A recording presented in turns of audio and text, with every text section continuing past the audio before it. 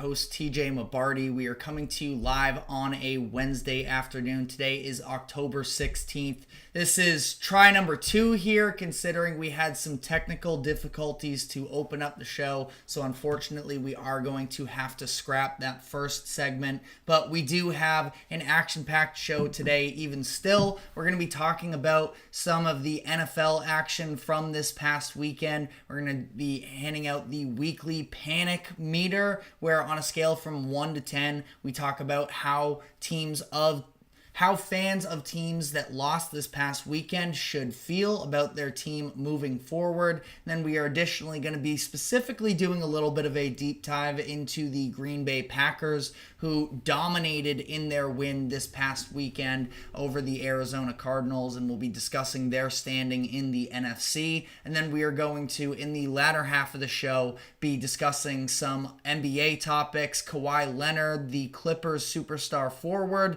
will not be available to begin the season, it sounds like, shut down for the preseason, and he is not expected to be available for the season opener. So we'll talk about that specific scenario and what this season holds for the Clippers. And then to end off the show, we're going to be handing out a list here of the top 10 point guards for the 2024-25 season. So without further ado, diving in here into the panic meter headed into week 7.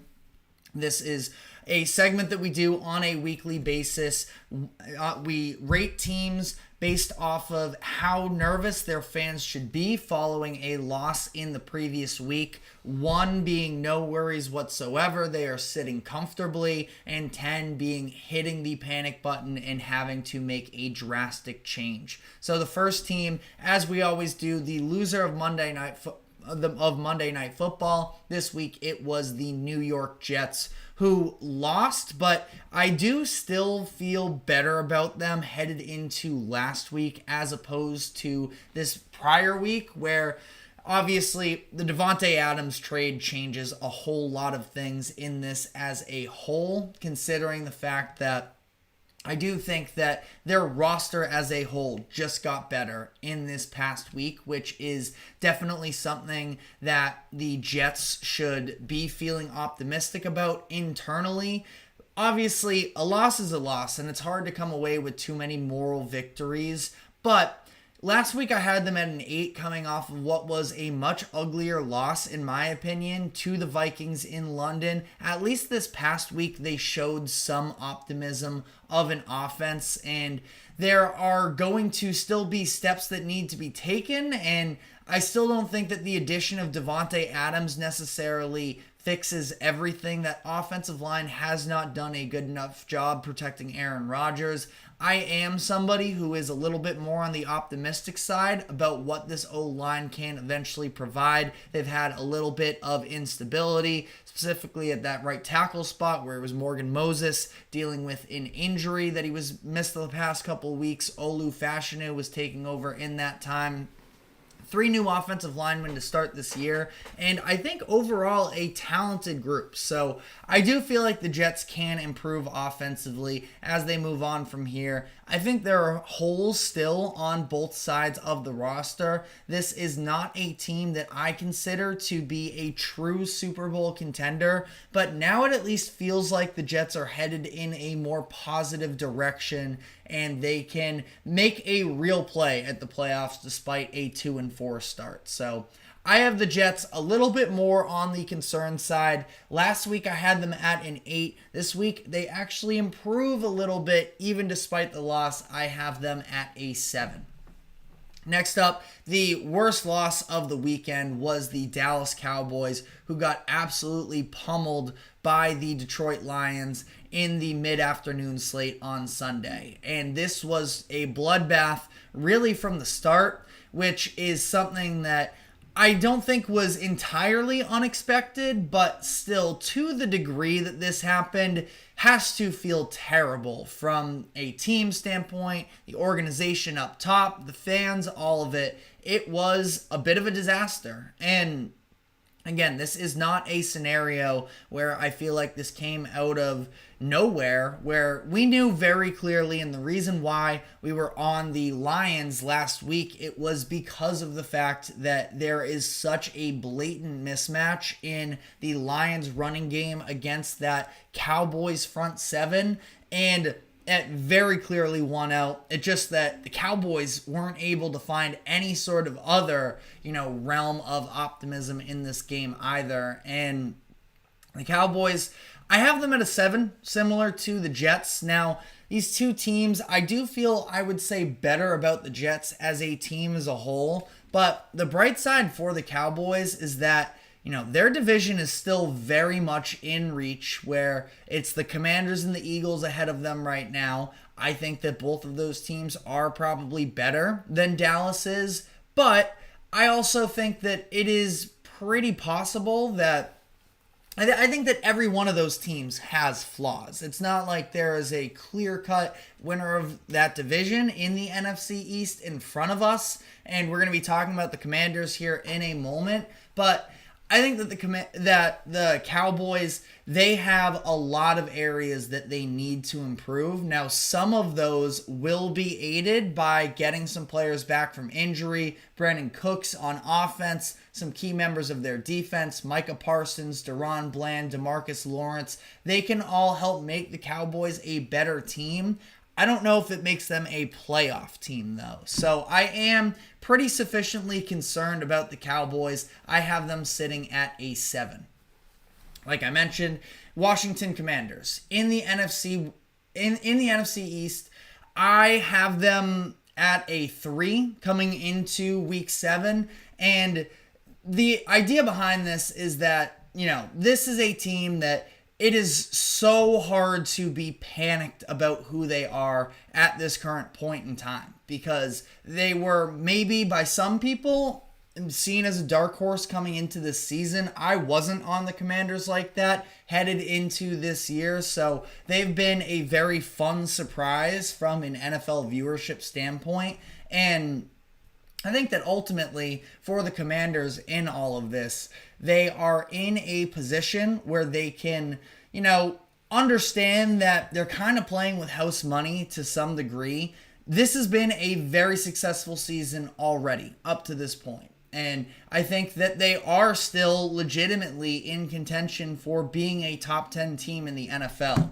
Now, with those sort of new updated expectations for the Commanders, there are definitely holes in this roster, and it is basically up and down that defense, which is where I have the issues. The Ravens were able to just have their way with this Commanders defense, ultimately allowed over 400 total yards. They got dominated in both the passing and running game this past weekend. I do think that their secondary is a genuine concern as a whole. And for their front seven to be ran on like they did, it was 484 yards allowed total, 308 passing, 176 on the ground. So the Commanders, there's no panic for the most part in terms of, what the direction of this team is moving forward. But in terms of this season and being now a playoff contender, I do think that there are issues with the roster. I mentioned the defense, and again, that secondary, which they have to go out, and even if it's a middling cornerback, I saw a mock trade for Jonathan Jones of the Patriots. Like even something like that, I think would be worthwhile for the Commanders to invest a little bit more into their secondary here. But the other part of it as well is that the offense, I don't think that there really are all that many. I think they're missing a second option is really what I'm getting at here. Where Terry McLaurin, obviously, one of the best wide receivers in the NFL, borderline top 10 there. He is continuing to have a very good year. He had 2 touchdowns this past weekend against the Ravens. Zach Ertz has shown a little bit of life these past couple weeks, but overall, it's a lot more sort of just gadget guys that take turns having big moments. Zacchaeus has had some good games for them as well. We see Ertz and Noah Brown a little bit involved as well. But they are missing that wide receiver too, which has, been clear since preseason, since they traded Jahan Dotson.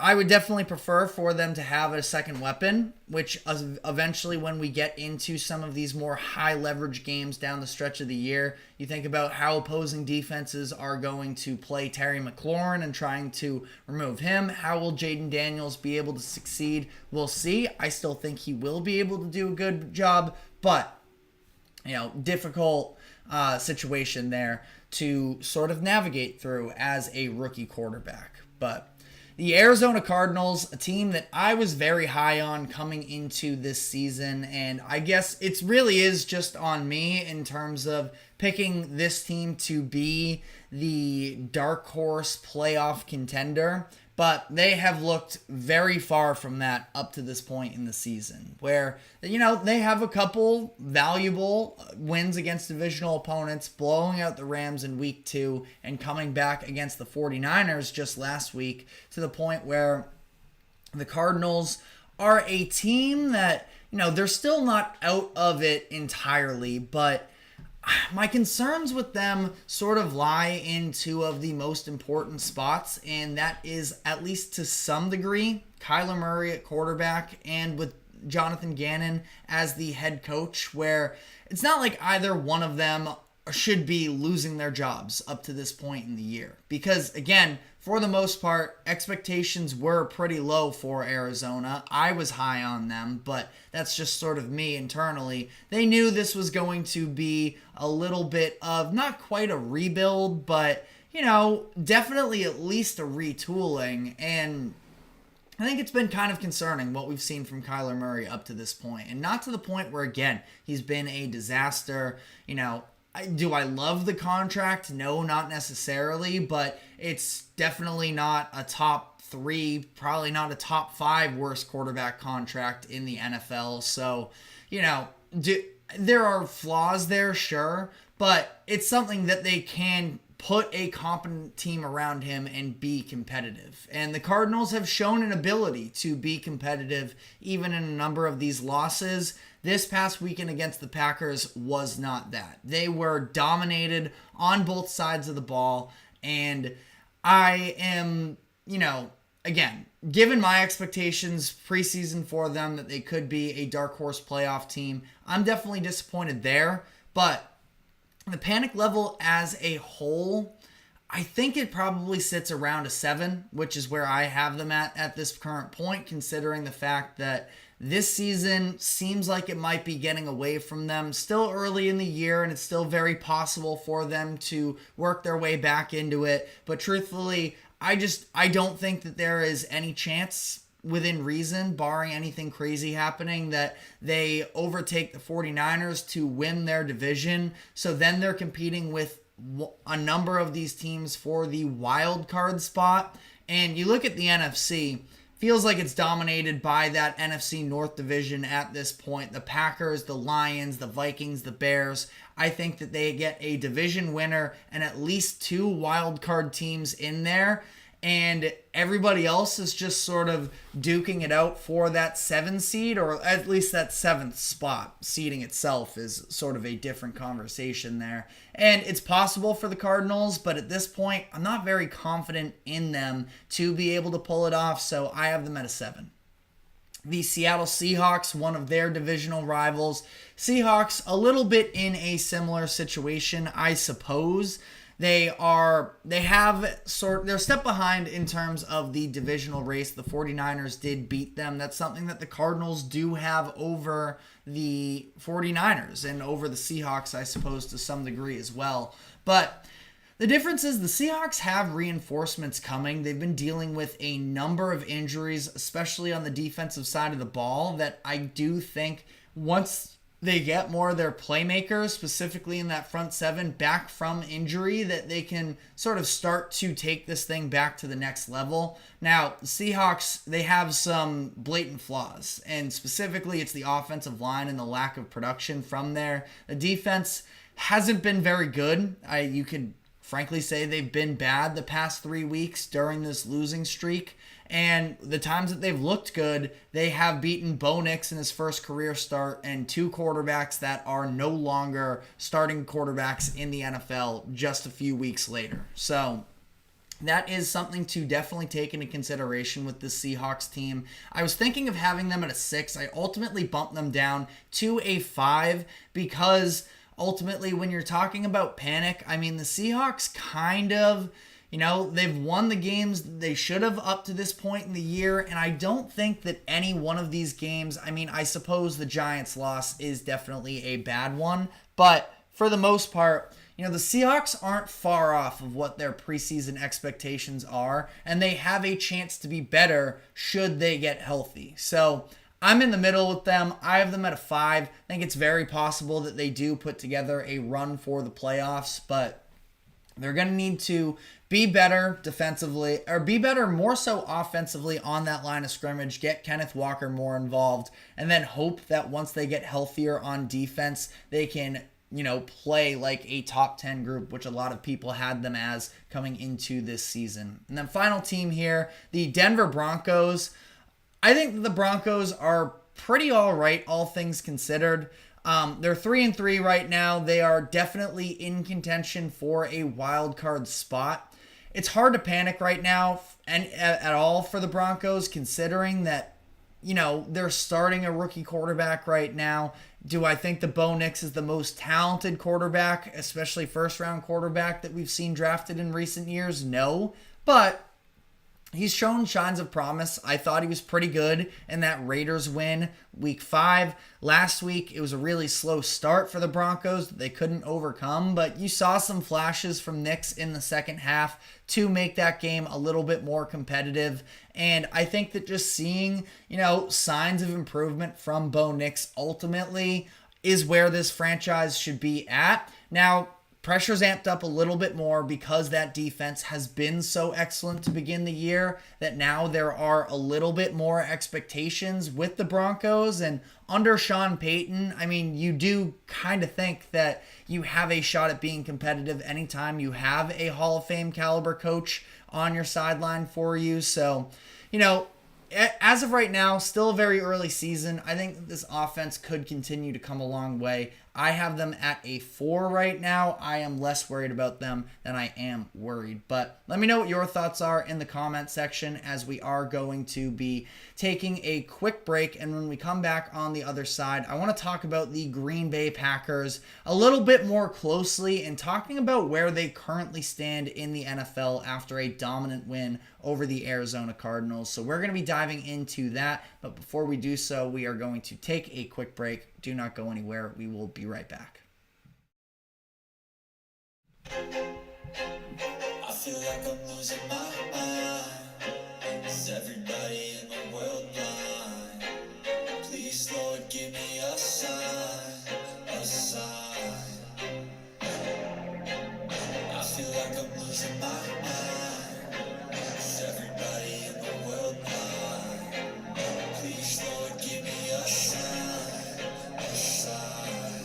I wanna be the greatest. Everybody on the fake shit. I look around and feel like everybody is the fakest. I make this every day and I'm impatient. Hoping one day I blow up from the basement. Statement. The top is so vacant. I don't hear shit that I think is amazing. Waiting for my day when I'm playing. Sold out shows for 1,000 faces. Hey, give me that crown. Get in my way and to be put down. It ain't your place. All this my sound. If I want that shit, then I'll get it right now. I'm losing it. The news if it's some losing shit. A stupid man. They choose to live. I choose to dip. You choose to fight. I lose your grip and lose a gift. Oh.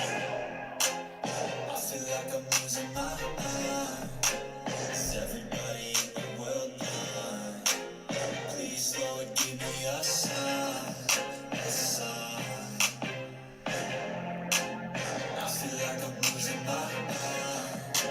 Is everybody in the world blind?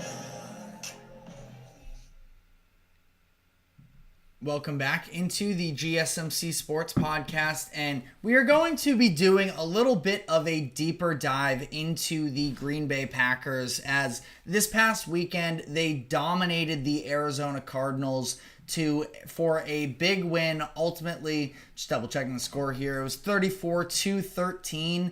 And the Packers are a team that I was very high on coming into this season, and ultimately, the Jordan Love injury early on in week 1 did derail things for a bit. Not that they actually ended up losing either of the starts for Malik Willis. They did end up losing in Love's first game back against the Vikings, where it was pretty clear that he was, rusty, that he didn't look great, turned the ball over 3 times, was making some reckless throws. But even in what was had a lot of bad in it against the Vikings, they were at least close to it, losing that game 31-29. You think about it as well, a couple missed field goals in that game as well.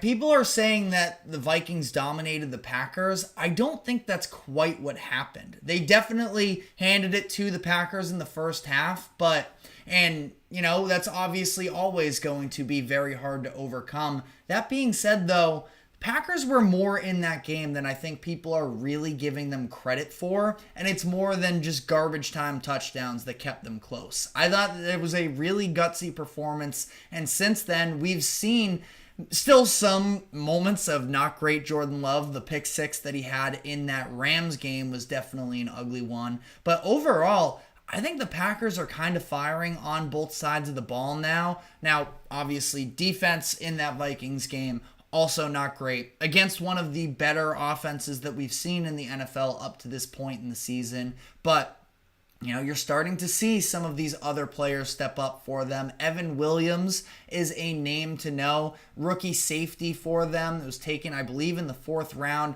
For whatever it's worth with Pro Football Focus grades, I understand that, they only sort of sometimes are extremely reliable, but usually something to note. And Evan Williams was tied for the highest rated safety in the NFL this past weekend. He played a pretty good job as a whole. There were 2 standout plays in particular to me. It was tackling Kyler behind the line of scrimmage, reading a zone read perfectly, and then it was forcing a fumble downfield as well. So, you have some players stepping up for you maybe on that back end where there's a little bit less security, I think. You look on the front 7 as well. I mean, Edgerrin Cooper, who was the number 1 linebacker drafted in 2024, he also had a pretty good game this past weekend against the Cardinals. And their ability to, for the most part, I think, neutralize, and there was a lot of self-inflicted wounds, absolutely, for the Cardinals this past week as well, and it's not like the Cardinals are the ultimate litmus test anyways, but that is a very good rushing attack for Arizona, and I thought the Packers did a really good job neutralizing it. They have the guys on that front line, the Rashawn Garys of the world, to be able to put the pressure on opposing offensive lines. Kenny Clark is another one. They have a very good front 7, and Jair Alexander, he's sort of been in and out of the lineup this season so far with injuries, which does seem to be a bit of a common theme for him. He is one of the best cornerbacks in the NFL when he is playing. Add to that as well Xavier McKinney, who did go without an interception in this game. So the streak to start the year of 5 in a row has come to an end. But, you just look around. I think that they are so talented on both sides of the ball at this point.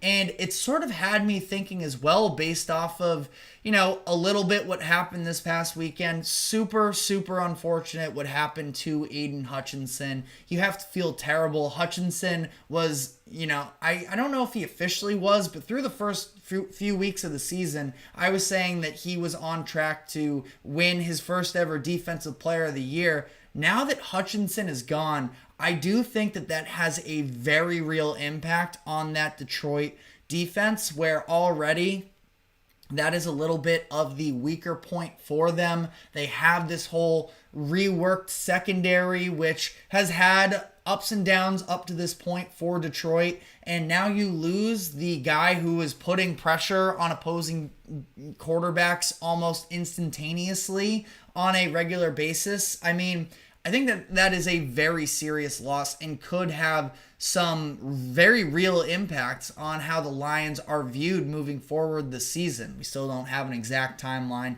Seems like he's going to be out for the year. I guess we'll see. Would be great to see him return. But I think that the Packers are the the best team in the NFC North right now. Now, I know the Vikings, undefeated, they're the darlings of the NFL right now, and it feels like if you do anything but praise the Vikings right now, you are hating on them. That's very much not the case. The Vikings have been in my top 5, top 3 of power rankings since we started doing them on a weekly basis early on in the season. Vikings are an excellent team as well.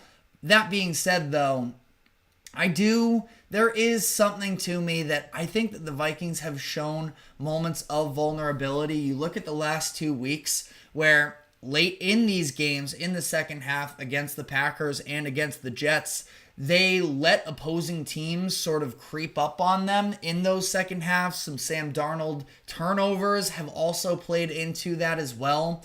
And I'm not saying it's clear cut that the Packers are the number one, but that's kind of where I'm leaning into here. Really, the only area at this point, and it's not to say that the Packers are a flawless team. Every team has their bumps, but I mean, overall, my number one concern with Green Bay right now is their kicking situation, which they maybe found a solution to. They ended up cutting Braden, I'm blanking on his last name. I guess I'm just checking it now, so I got it right. Naverson. He was a rookie.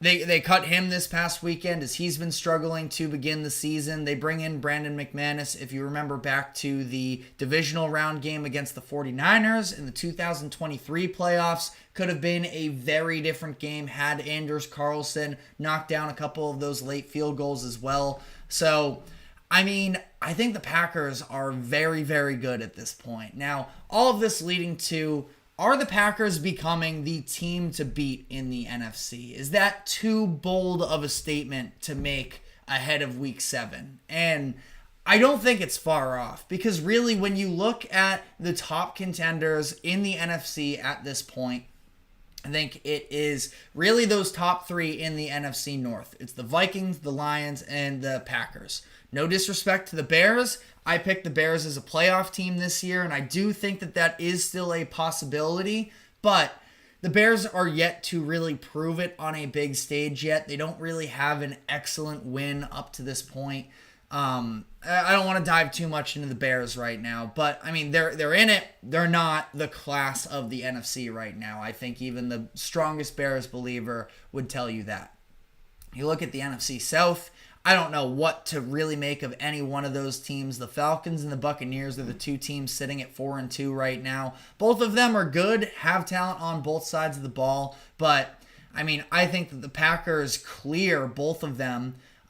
You look at the NFC East right now, it's the Washington Commanders, another one of these teams. They deserve so much praise for what they've been able to put out up to this point in the season. That being said, I do have real issues with that defense. And eventually, I mean, Jaden Daniels, maybe he never does look like a rookie. And, you know, he is somebody that came into the NFL with some more experience behind him. And maybe that's going to help propel him into, you know, just never really having that rookie moment. But I still don't think that the Commanders are a better team than the Packers. So, you know, that's out of 3 divisions, I'm taking the Packers, which brings me to the San Francisco 49ers. And I guess you could throw the Eagles and the Cowboys in the conversation with the East.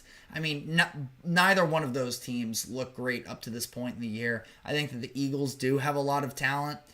I mean, and the Eagles did beat the Packers, I suppose, as well, is another argument you could make there. But there feels like there is a lot of dysfunction behind the scenes right now in Philadelphia, and it's not like the Packers haven't been without any drama. Obviously, the Romeo Doubs situation was the most pressing one, where he wasn't happy about his role. The team suspended him for that Rams game, and all of it seems to be fine now. Doubs scores 2 touchdowns in this game against the Cardinals. After the first one, I don't know if it means anything. I don't want to overly look into things. First thing Doubs does is put his arms around 2 of his nearest teammates and celebrates with them. So, I don't know. I think the Packers are only picking up steam here.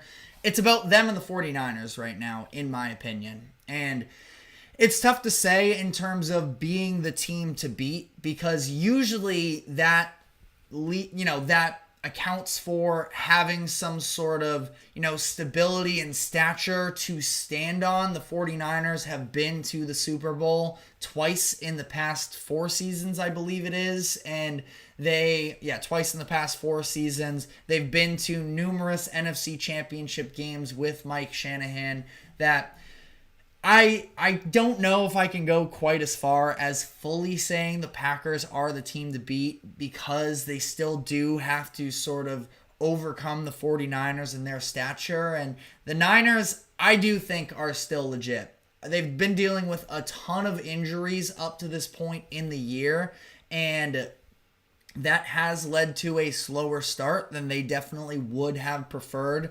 But I think you see a stepped up version of Brock Purdy this season. I've been really impressed with what I've seen from him. You have the weapons in Deebo Samuel and George Kittle, and Brandon Ayuk really hasn't done all that much for them this year, but he's at least still, an option. Jawan Jennings is having an excellent year, and this is 3-3, all without Christian McCaffrey as well. And you look at these losses, been kind of weird ones, where they lost to the Vikings, who, as we just talked about, have been one of the best teams in the NFL up to this point, and then really fell apart in two of the games against the Rams and the Cardinals. But I mean, I'm still not worried about them, and maybe that's ignorant of me. If you are worried about the 49ers, be sure to let us know why in the comment section. But I think that they easily, I don't know about easily, they win that Cardinals game if they have a kicker, in my opinion. Jake Moody going down in that game. And for the Rams game, I mean, hard to make sense of that one. It's just a matter of, I think that once they get Christian McCaffrey back, they will be able to close out some of these games to a better extent than what they've done. Mason's done a great job for them up to this point in the season, but once McCaffrey gets back, assuming that he does, I think it's off and running for these 49ers. So to answer my question, no, I do not think that the Packers are currently the team to beat in the NFC, but I do think that that's still the 49ers. I think the Packers are the first one knocking at that opportunity. But again, there are a number of other talented teams in the NFC right now. So, if you think that there's somebody that I'm overseeing, definitely let us know why in the comment section. But we'll be doing our power rankings officially tomorrow afternoon. So you'll have to stick with us to see the full results there. But we're now going to be switching gears a little bit. We're going to be diving into the NBA. We're less than a week away at this point until NBA tips off. So we are going to start with a story about these season openers, and unfortunately it is not a positive one, as Clippers superstar Kawhi Leonard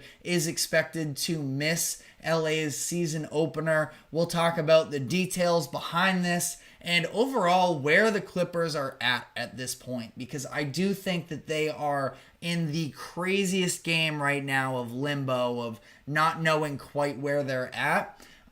So we're going to be diving into that. But before we do so, we do have to take a quick break. Do not go anywhere. We will be right back. Looking for your daily fix of sports talk without having to pay for it? GSMC Sports Network is available on YouTube. Just search GSMC Sports Network.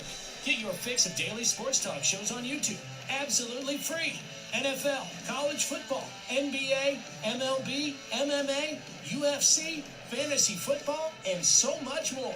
GSMC Sports Network has shows running all day long, with new sports shows starting every 2 hours. Just like on your favorite cable sports channel, except GSMC Sports Network is absolutely free. Just search GSMC Sports Network on YouTube to catch one of your new favorite shows, like the GSMC College Football Podcast, Chip Shot Football Podcast, Hoops and Heels Women's Sports Podcast, GSMC Basketball Podcast, and so many more. Check it out for yourself. GSMC Sports Network, now available on YouTube absolutely free. Search GSMC Sports Network on YouTube right now.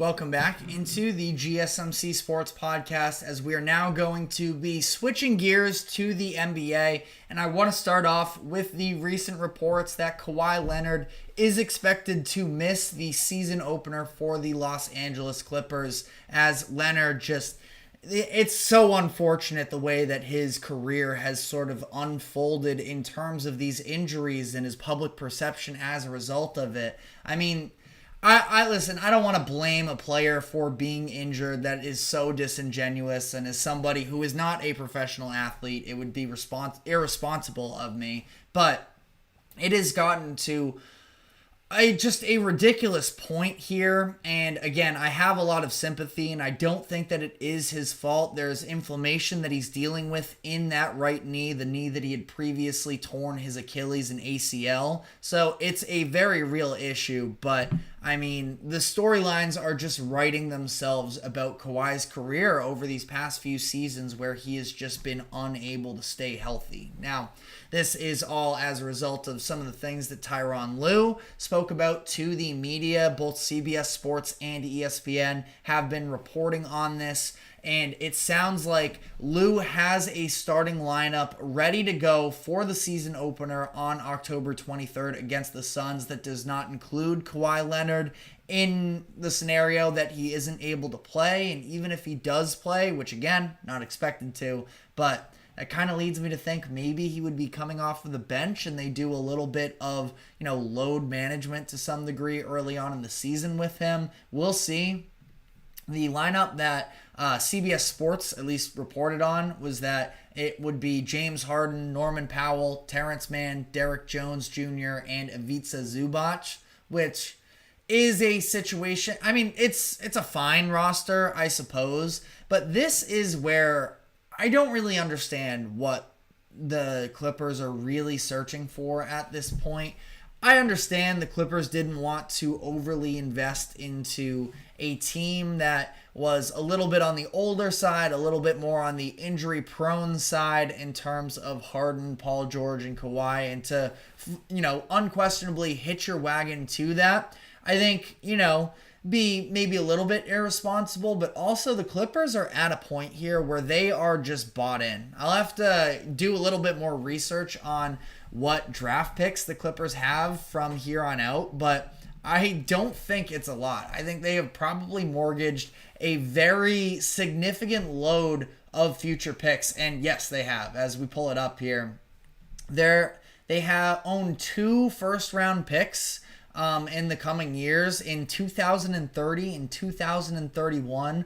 All of their other first-round picks have been traded along the way. The Paul George deal. I don't think that they actually gave up a first-rounder for James Harden. I could be mistaken on that. But, I mean, they have just mortgaged their entire future into this current core that was Kawhi Leonard and Paul George. And at some point, you are just doing a little bit of a disservice to yourself if you're going to continue to invest into a core in Paul George and Kawhi. That has yet to work. But also, now they're sitting here with Kawhi Leonard still on the books, giving him big-time money. You pay James Harden this offseason a bunch of money. I believe, I can double-check here. I should have been a little bit more prepared in terms of the specific financials of all of this as well, considering the fact that Harden, he signs a $70 million deal over the course of 2 years, which is kind of a lose-lose in my books. He has a player option next year, so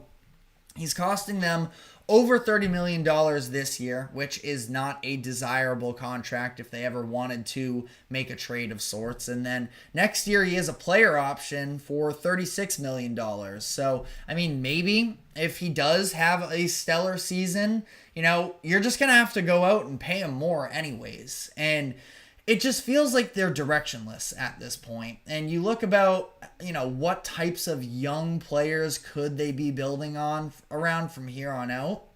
I don't really have an answer for you. I mean, Bones Highland is good for, some highlights every here and there, and he can be an entertaining scorer, but I don't think that he's a franchise centerpiece. There are a lot of people that seem to love Cam Christie, who the team drafted in this past year's draft. Truthfully, I can't say I'm super familiar with Cam Christie, but You know, I mean, either way, you're talking about a second round pick that maybe he could be a good player for you. Maybe he could be somebody that could stick around for a long time from here, but there's nothing to build around really at this current point with the Clippers. And I just don't understand why, if you're going to let Paul George walk, you are going to continue to pretend that you are for real. And that's kind of what it is at this point, is just pretending. I mean, the Clippers internally feel like, you have Kawhi making comments about how they feel like they are still championship contenders.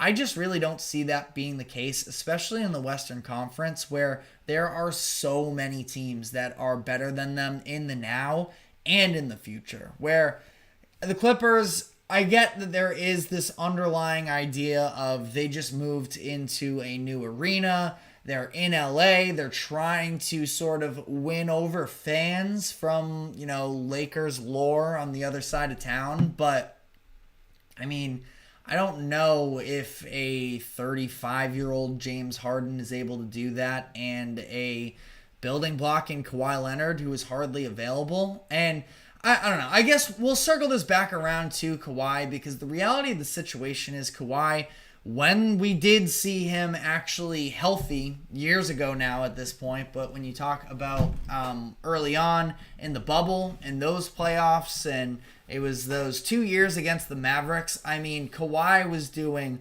unreal things in terms of a two-way performance to be able to be exceptional for them. It was the 2020 playoffs and the 2021 playoffs.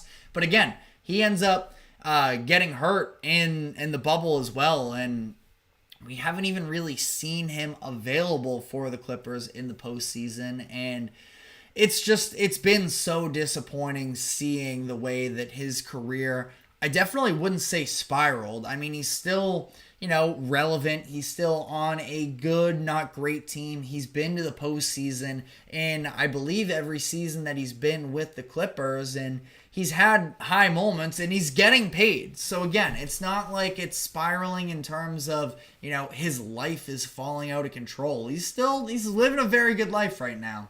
And he's still a very good basketball player that is capable of a lot. It's just a matter of what we're actually getting on the court just has not been to the caliber of what we were expecting for years to come, especially coming off of that special run that he had with Toronto in 2019. And you can argue about, whether or not the Raptors would have won if the Warriors weren't injured. I would probably not even argue you. I would say that, yes, you are right. The Raptors would not have won that finals if it weren't for the injuries to Kevin Durant and Klay Thompson. I feel pretty comfortable saying that. Doesn't mean that Kawhi wasn't still stellar that entire season long, including the postseason run. And I think I'm just disappointed as a fan more than anything, because Kawhi has been, especially in his prime, was one of the most fun players to watch in the NBA based off of that two-way dominance. Where, again, I go back to those series against Luka in 20 and 21, where he was a bucket on offense, and then on the other side, he's guarding Luka, giving him everything he can, having special moments along the way. And it's just been so disappointing to see the way that this is all sort of played out. And now for the Clippers, I think it is such a dull, unencouraging situation for the Clippers moving forward here, where, like we mentioned, no draft capital until 2030. That's the thing, is I mentioned first round picks. They have 0 picks, period, of their own until 2030. And at that point, I mean, I kind of have to imagine that Kawhi Leonard will be long gone, James Harden will be long gone, and what are the Clippers actually going to have on their roster in terms of, playing competitive basketball? They have Ty Lue at least on the sideline, which is a plus for them. It is one of those things, though, where as much as I do think that coaching is very much downplayed in the NBA and people don't fully appreciate the skill and knowledge that it requires to be an NBA head coach, it can only get you so far. And the other part of this as well is just the fact that, it's not like I don't think they're going to have any of these players, play really well and the Clippers can sell off big in some blockbuster deal and get a massive return. I would have to imagine the market on Kawhi Leonard is very timid. Same with James Harden. And outside of that, you don't have even really a B-list player on your roster. I like Norman Powell. Like, there are championship competitive teams that, Norman Powell honestly might be worth a late first round pick. Zubats as well is, a pretty good player, but I don't know. And maybe I'm disrespecting Terrence Mann as well now that I'm thinking this out loud as well in terms of not really a building block. The issue is Terrence Mann is 27 at this point. So, I do really like his game, and he's been the younger player on this Clippers team that's been able to step up for them.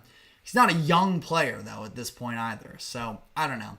I'm so discouraged by how all of this played out for the Clippers, and I really do think that the Clippers made a mistake by letting Paul George walk in free agency for nothing. But let me know what your thoughts are in the comments section, as we are going to be headed into our final segment of the day, where we are going to be now with, just days left until the NBA tips off. We are going to be going position by position and listing the top 10 players by position for the upcoming season. Today we have point guards, so I will be listing my top 10 point guards for the year. So we're going to be diving into that, but first we're going to be taking our final break. Do not go anywhere. We will be right back.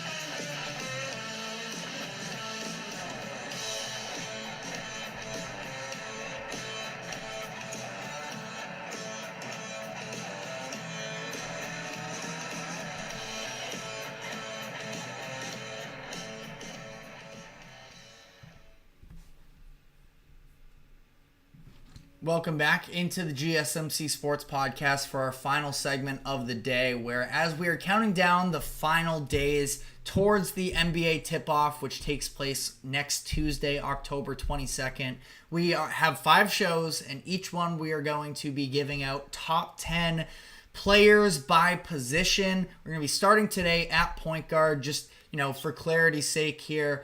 The way that I decided to go about this, not the best system, but just out of simplicity, I am choosing the positions based off of what ESPN has them listed as. So, you can argue whether or not, for example, Luka is a point guard or a shooting guard. He's listed as a point guard on ESPN.com, so that is what we're rolling with here.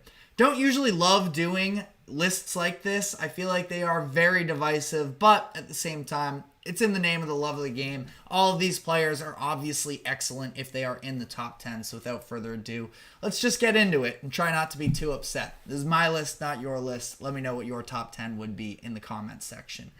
Number 10, I have Tyrese Maxey. Maxey is a player that I have been so high on since his days at Kentucky. As a Celtics fan myself, I was very disappointed when he ended up in Philadelphia because I knew he was going to be a hit, and that he has. That being said, I think that a lot of people have it's not even overrating Tyrese Maxey because, again, he's excellent, but we are really still yet to see him do anything on his own. He is an unbelievable complementary player to Joel Embiid and provides a certain skill set in offense that Embiid has not had throughout his entire career. Again, Maxey's great, But when you look at, and this shouldn't all fall on him, but the 76ers really struggled once Embiid went out with the injury. No duh, but it's not like Maxey was great enough to, lift them to a 500 record. And then in the playoffs as well, the non-Embiid minutes with Maxey on still were not positives. And that says a lot about the 76ers roster construction. Again, I'm not trying to hold Tyrese Maxey to the standard of he can put a franchise at this moment. Tyrese Maxey is how old? 22, 23 years old. I just don't think he's at the point right now where he can backpack a team to the playoffs or in a playoff series. He's a little bit more complimentary at this point, which I don't think is an insult to him. I think it's that he's 23 years old, has spent basically his entire professional career right now playing with Joel Embiid. He's not asked to do more. I think 10 is very fair for him. He's an all-star caliber with an upside of an all-NBA type player. But some of the guys in front of their list, I think, has shown it the possibility of being able to carry their team more, and I think that they will this upcoming season. That being said, number 9 here, Damian Lillard, a player that for the longest time had the Portland Trailblazers franchise on his back. Last year, gets traded to Milwaukee right before the season, and it was disappointing, absolutely. And, I think that even him being down here at 9 is maybe a little bit disrespectful based off of what I feel about him and his entire career and what he is capable of. But at this point, I have a hard time putting him much higher than this. I think that he is going to have a much better second season with Milwaukee than year one. There was so much turnover, and Lillard himself, basically through Doc Rivers, said that last year he came into the season in the worst shape of his life. That should be better this upcoming season, and I think that Lillard is going to be, in one of the higher end point guards in the league, but it's hard for me to fully buy back in at this point, knowing that he is a little bit of a liability on the defensive side of the ball. He has been or at least he was very streaky last season. He definitely has it in him, and ultimately, if he shoots up this list by the end of the year, I won't be surprised whatsoever. But as of right now, I have Lillard at 9. Number 8, I have Trae Young. Another super volatile, polarizing player with NBA fans. I don't love Trae Young in terms of being a well-rounded player. I don't love his play style where it is so ball dominant that I think it can really restrict the offense that he runs. But Trae Young will also show likely this season that with the ball in his hands and with players that can sort of more so play into his system, he will elevate the Hawks to a play-in caliber team. And last year, he has the hand injury that keeps him out for a significant amount of time. Very interesting subplot at that time of DeJounte Murray. Are the Hawks somehow better with him? Ultimately, the answer was kind of no. DeJounte himself was better without Trae Young. It just clearly was not a fit that worked. Trae Young, again, is it my favorite skill set? Definitely not. But the scoring ability, the passing ability, and him being able to be the epicenter of an offense undoubtedly is something that is going to make the Hawks at least a competitive team this season where there isn't a ton of talent. I wouldn't say top to bottom. There are some players in that roster that I do like. We're going to be doing a little bit more team breakdowns as the weeks proceed here, but I think that Trae Young, I have him coming at number 8 right now, and this is a guy that has made All-NBAs before, has been a perennial All-Star. So, again, feels a little bit low. The NBA is deep in guard talent right now. Number 7, I have De'Aaron Fox, and Fox is somebody that I don't think he gets enough love from a national perspective, and I understand it's this idea of, well, what has he really done in terms of team success? I understand that. You also have to understand that it is the Sacramento Kings that he played as on, which has been a perennially bad franchise for the majority of the past couple decades. And Fox, it's the two-way ability with him. I mean, this is swipe of the Fox. This is, he does not get enough credit for being a very good player on the defensive end as well. He has that game-breaking speed, the transition game. And I think that, honestly, this upcoming season, I feel like this could be a big year for the Kings, running transition more. Him, Sabonis. I really like the way that Keegan Murray is sort of developed within this offense. I'd like to see them running the court more. I think it's going to showcase De'Aaron Fox's skills. So I understand there are maybe a little bit more hesitations with him in the half court. So if you put him lower on the list, I would understand. Again, we're talking about multiple players here who have made all-star teams, all-NBA teams. It's tough to sort of sift through them, but I'm a big fan of De'Aaron Fox. I have him at number 7. Number 6, I have Tyrese Haliburton. I feel bad for Haliburton because of how the public perception has gotten so out of hand with him. He has been... If you're going to say anything about Haliburton, I mean, I understand there are deficiencies, specifically on the defensive side of the floor, that are a real issue. But in terms of just having a player to set the tone for your entire offense, I think Haliburton really does have an excellent balance of the scoring to playmaking. And Again, he has become unpopular with a lot of NBA fans for some reason. Again, defense, I totally hear you. He's not exactly a take over the game offensively for a lot of moments, but I think that part of it is in his game. What he does overall, I think, is extremely valuable to the way that the Pacers play games. He is the reason why their offense executes and is the best offense in the league from an efficiency standpoint, or, at least in that upper echelon. That I think Haliburton, again, at this point has sort of, because the rise was so fast for him and the Pacers were getting so much love during that in-season tournament, that once it got to the playoffs and Haliburton, who I still don't think was 100% healthy, he's not taking over games from a scoring perspective. I think people sort of fell off of the scent with him. I think Haliburton is still very, very good. So I have him coming in at number 6. Number 5, I have Ja Morant.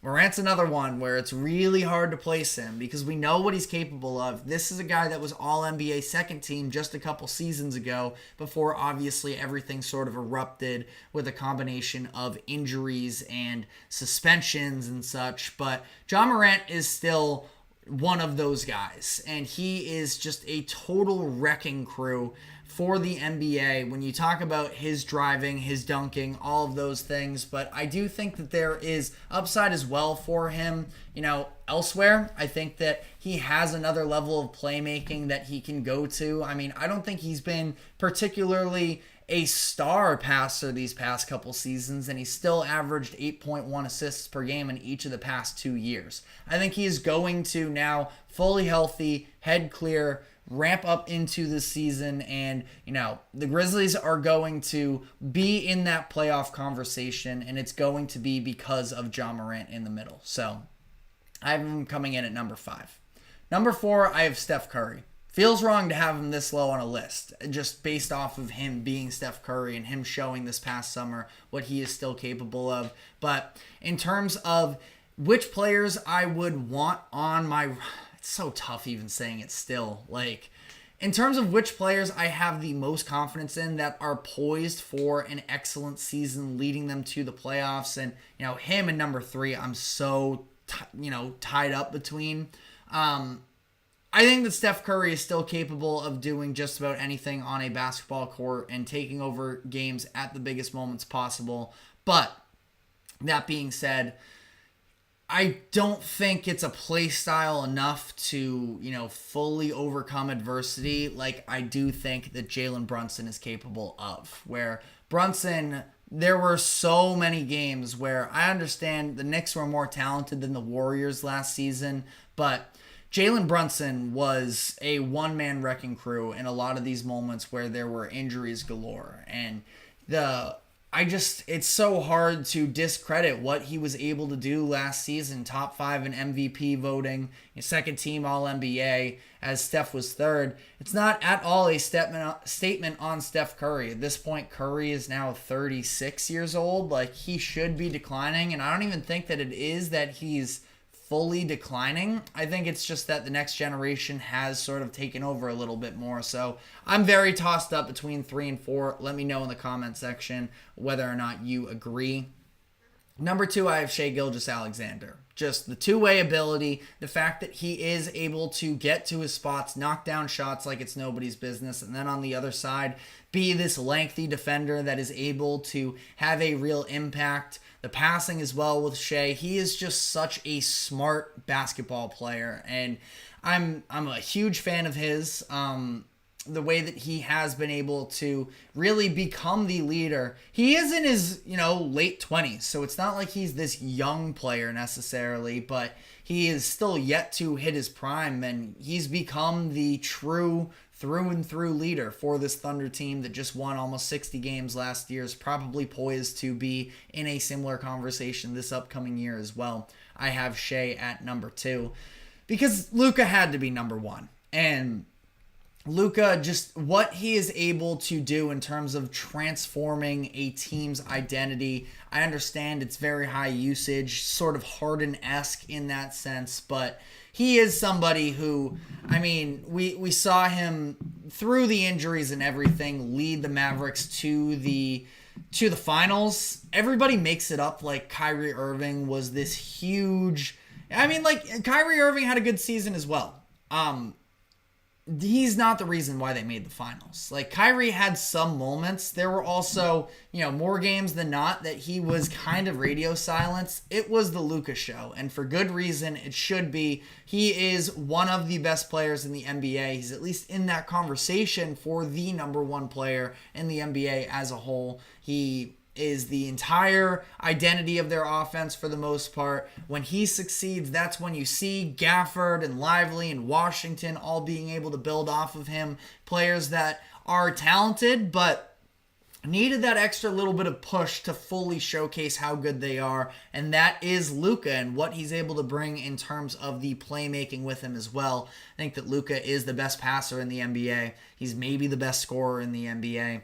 He's not easily the number 1 point guard in the league, in my opinion. But that is all the time we have for today. Thank you very much for tuning into the GSMC Sports Podcast. Thank you to the GSMC Sports Network for allowing us to host this show. Remember to like, follow, subscribe wherever you may be keeping up with us. We will be back tomorrow afternoon, same time as always at 2 o'clock p.m. Eastern. We will see you then. Take care.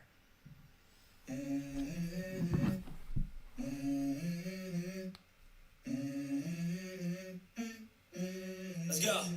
I wake up to a little bit of drool on my pillow, feel like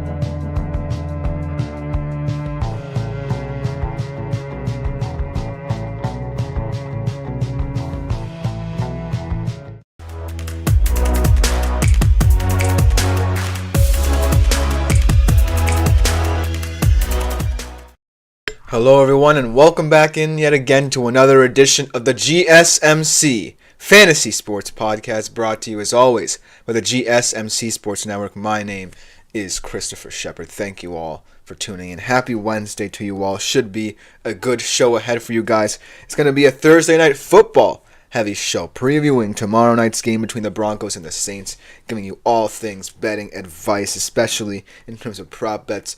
Gonna be a weird one. Not exactly the most exciting. Definitely a very mysterious game. But then, after all of that, I'm going to continue and conclude with my positional rankings, my tight ends, and my defenses. And last but not least, we're going to talk a little bit about the world of college football. The ever-hectic world of college football at that. I'm going to talk about some of the week's biggest games in terms of a betting perspective. But without further ado, before we begin, I do want to remind you that if you want to see more content such as this or other short content we might have on the channel, like, follow, and subscribe to the show and the network as a whole. Great way to interact with different shows throughout the network. But if you want to interact with my show directly or other shows as well, make yourselves available to the Super Chat, Super Thanks, and Super Stickers features here on YouTube. They're a great way to interact with the show more deeply. You can either press the $, leave a tip or donation, or you can just leave a comment question, concern, anything throughout the show. Just makes the show that much better. I really appreciate hearing all of your lovely opinions. Without further ado, let us jump right into today's show. Starting off, like I said, with tomorrow night's game. Should be a very weird one, like I said, between the Broncos and the Saints. Very mysterious kind of matchup between rookie QBs. Of course, we have Bo Nix, who has proven to be very erratic in his short tenure as the Broncos quarterback. And then Spencer Rattler, forced into the starting role for the New Orleans Saints after Derek Carr goes down with injuries. And having a very solid, if not, humdrum performance against the Bucs in a game that he wasn't expected to win. Now they meet, and I don't know how I feel about this game, whether or not it's going to be as explosive as I think, whether or not either of these offenses is going to put up consistent points, but all I know is that I'm going to be hyper-focused on how both of these QBs play. But without further ado, I'm going to give you my betting advice in this game. New Orleans is a 1.5-point favorite in this game. I don't know whether or not the line did or did not move just yet. Over-under is 37.5. The money line's Denver at -105, New Orleans at -115. But I think my biggest problem with this game is that if you're not comfortable with either of these quarterbacks in terms of point production, I don't know whether that makes it easy for you to bet on this game or not, because I feel this is going to be much more of a gauging process for both of these quarterbacks. I feel like I don't necessarily view this game as one where I'm really looking to win money off it. You know what I mean? I'm looking to see improvement from both of these guys. So that's why I'm not as hyper-focused on the betting odds for this game. But I still think that there will be moments where you see improvement from both of these guys that you may not expect. Because, let's face it, both of these teams are in weird situations right now. The Broncos playing much better, perhaps, than people thought coming into the season. A lot of people may have expected them to be dark horse candidates, but not to this degree. I certainly did not think that the defense would have played as well as it has up to this point, but that has been its saving grace. Whereas the offense has been a mix of incompetence from Bo Nix and the potential explosive play that makes you think that Bo Nix could be heading in the right direction. There's no in between, really. There's been no sign of Bo Nix either being a game-managing quarterback, much like, Sean Payton quarterbacks or want to become, or, the explosiveness needed to really make me think that the Broncos can put up points in a hurry on different teams. Whereas on the Saints side of things, for the first 2 weeks of the offense, they were historically good. And they were doing a lot of interesting things. Kamara was playing well. Olave was a bit of a bright spark. Rashid Shaheed, big deep threat. And now Derek Carr's injured. Olave might be out for this game. And Rashid Shaheed's lost his deep threat.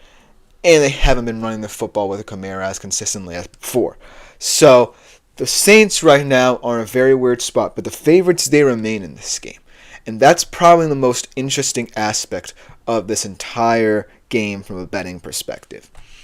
The Saints feel like they're holding on to this favorites title in this game by a thread, because I feel like the Broncos right now have more of a game plan to win games like this than the Saints do.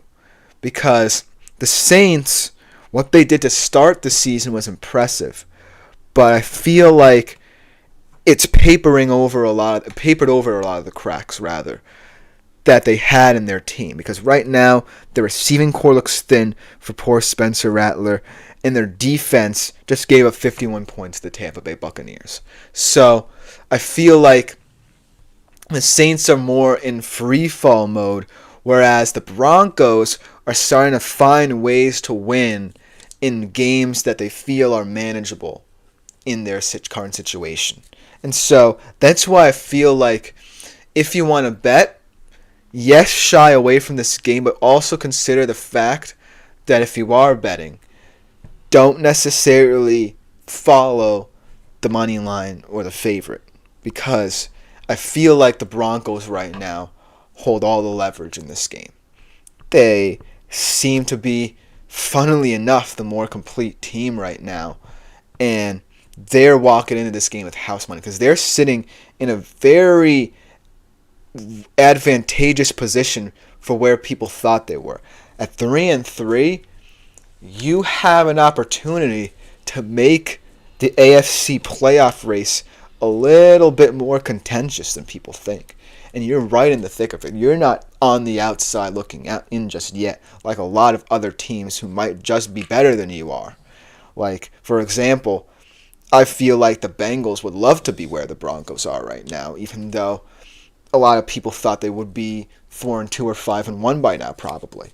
So the Broncos are in a very advantageous position right now. They hold all the house money in this game.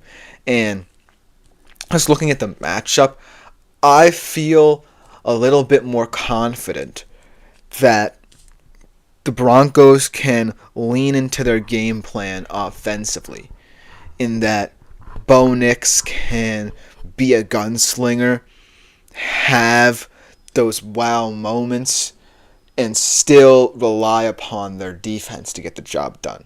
Whereas the Saints can't have so many opportunities to score the football if they don't really know how to move it, because Spencer Rattler, not for nothing, looked competent in that game, but he could have looked even better had Chris Olave played the full game, had Alvin Kamara been a factor, and if, he wasn't throwing to a makeshift group. So I feel like, as weird as it is to say right now, the Broncos are in the better spot. But it is a home game for New Orleans. I feel like Spencer Rattler now is getting up to speed on how the NFL plays. So he'll have a set game plan of things that he's comfortable with doing, but I don't think it will be enough. Because the reality of the situation is, I think the Denver Broncos are playing like a top 10 defense right now. I think that Vance Joseph has done a fantastic job of turning this unit around from where it even was last year to now. Because this is going to be what drives the Denver Broncos. I feel like if this defense is scrappy enough, can pull out victories for this team in manageable games, then of course I think the Broncos might have a say in the AFC playoff picture, as weird as it is to say at this moment. But what I'm looking for in this game really doesn't come down to who wins, because I feel like I have a clear picture of the Broncos winning this game in my mind, and I feel like it will happen. I just want to see both these offenses improve, because the defenses for both of these teams have the least questions, although the Saints are getting a little bit iffy on that side of the football. I feel like what I want to see out of this game is at least one or two drives I can take away from both of these guys that says to me, for Bo Nix, that the Broncos made the right decision in drafting him and trying to develop him, and for Spencer Rattler to potentially say, hey, the Saints have something here. Why not build around Spencer Rattler for the future if, Derek Carr becomes a little bit more injury prone in the latter stages of his career, so that we know that Spencer Rattler can be relied upon. And so that's what I want to see. This game is more than a win or a loss for both of these teams. It's about the potentials of their futures. And so I'm not holding that much weight from a betting perspective, but I still respect both of these teams very highly for what they could look like in the future. As Andre entered the chat, welcome, my brother. How are you today? I think that you ask a very interesting question here for your fantasy team. Should I drop Charbonnet for Javonte Williams? I only have Charbonnet for the K9 handcuff. I feel like, I wouldn't be mad at this because while both of them haven't been up to snuff in their respective offenses, Charbonnet just does not look like he's going to get that many opportunities for Seattle because their run game is just appallingly bad at this point. And I don't think that they're going to find a way to get either of these backs, as hard as it is for me to say, because I do feel like Kenneth Walker is a huge talent and Zach Charbonnet can contribute here and there. But at the end of the day, it's not looking like the Seattle run game is going to be a huge factor or a huge difference in how they approach their offensive setup. Whereas for the Broncos, I kind of feel like they need Javonte Williams as a piece in this offense a little bit more, because I like all of their weapons, right? Because honestly, yeah, unless there's a canine injury, right? I agree as well. Because when I look at it, Javonte Williams just spells like someone who is ready for his breakout moment this season. I feel like tomorrow night could be a huge opportunity for him, should the whole Broncos offensive operation go awry, but also in the future as well, because if you are relying on Kenneth Walker and someone else in your running back room, chances are you're placing too much weight on the other guy in your running back room.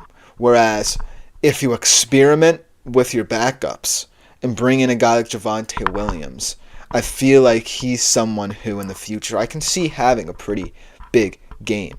So ultimately, I think at least for this week, it's worth trying to see if Javonte Williams can give you some good fantasy production, because it's a matchup where he could have a big moment. But that's just my opinion. Continue to let me know what you think in the comments about this game and how you're approaching it, both betting and fantasy-wise. But we're about to take a short break, and when we come back on the other side, I'm going to give you a little bit of prop bets advice, because I think there's some interesting players in this game that can get you valuable money. We'll be right back to talk about that after this short break. I feel like I'm losing my mind. Is everybody in the world blind? Please, Lord, give me a sign, a sign. I feel like I'm losing my mind. Is everybody in the world blind? Please, Lord, give me a sign, a sign. I wanna be the greatest. Everybody on the fake shit. I look around and feel like everybody is the fakest. I make this every day and I'm impatient, hoping one day I blow up from the basement. Statement, the top is so vacant. I don't hear shit that I think is amazing. Waiting for my day when I'm playing sold out shows for 1,000 faces. Hey, give me that crown, get in my way and to be put down. It ain't your place, all this my town. If I want that shit, then I'll get it right now. I'm losing it, the noose it fits, I'm losing shit. A stupid myth, you choose to live or choose to dip. You choose to fight or lose your grip and lose a gift. I feel like I'm losing my mind. Is everybody in the world blind? Please, Lord, give me a sign, a sign. I feel like I'm losing my mind. Is everybody in the world blind? Hello everyone and welcome back into the GSMC Fantasy Sports Podcast. Before we get into our second segment of the day here on today's show, I do want to remind you that if you do feel so inclined, please consider leaving a tip or donation through the $ on your screen if you click it there. But also keep on making yourselves available to all the features that you guys offer, including the Super Chat, Super Thanks, and Super Stickers features. Great way to interact with the show. I love hearing your guys' opinions. Let me know what you think about the show. Any burning questions, comments, or concerns are always greatly appreciated so we can make our shows that much better. But without further ado, let's jump into our second segment of the day, following in the lines of that Thursday night betting preview. Going to give you some more general prop bets, because while it's a very weird game in terms of a betting perspective, there are a lot of interesting players in it that I feel like have unique opportunities to win you some valuable money. Because at the end of the day, in any other situation, I would say this game is not looking like a fun one to bet on, because we both know these are rookie QBs we're talking about here, and we don't know how their weapons are going to perform for them. But it just makes it that much more exciting to take risks as well. So I feel like this segment is going to be much better to you than, say, a general betting preview. So without further ado, let's jump right into it. Let's start off with the Broncos QB, Bo Nix.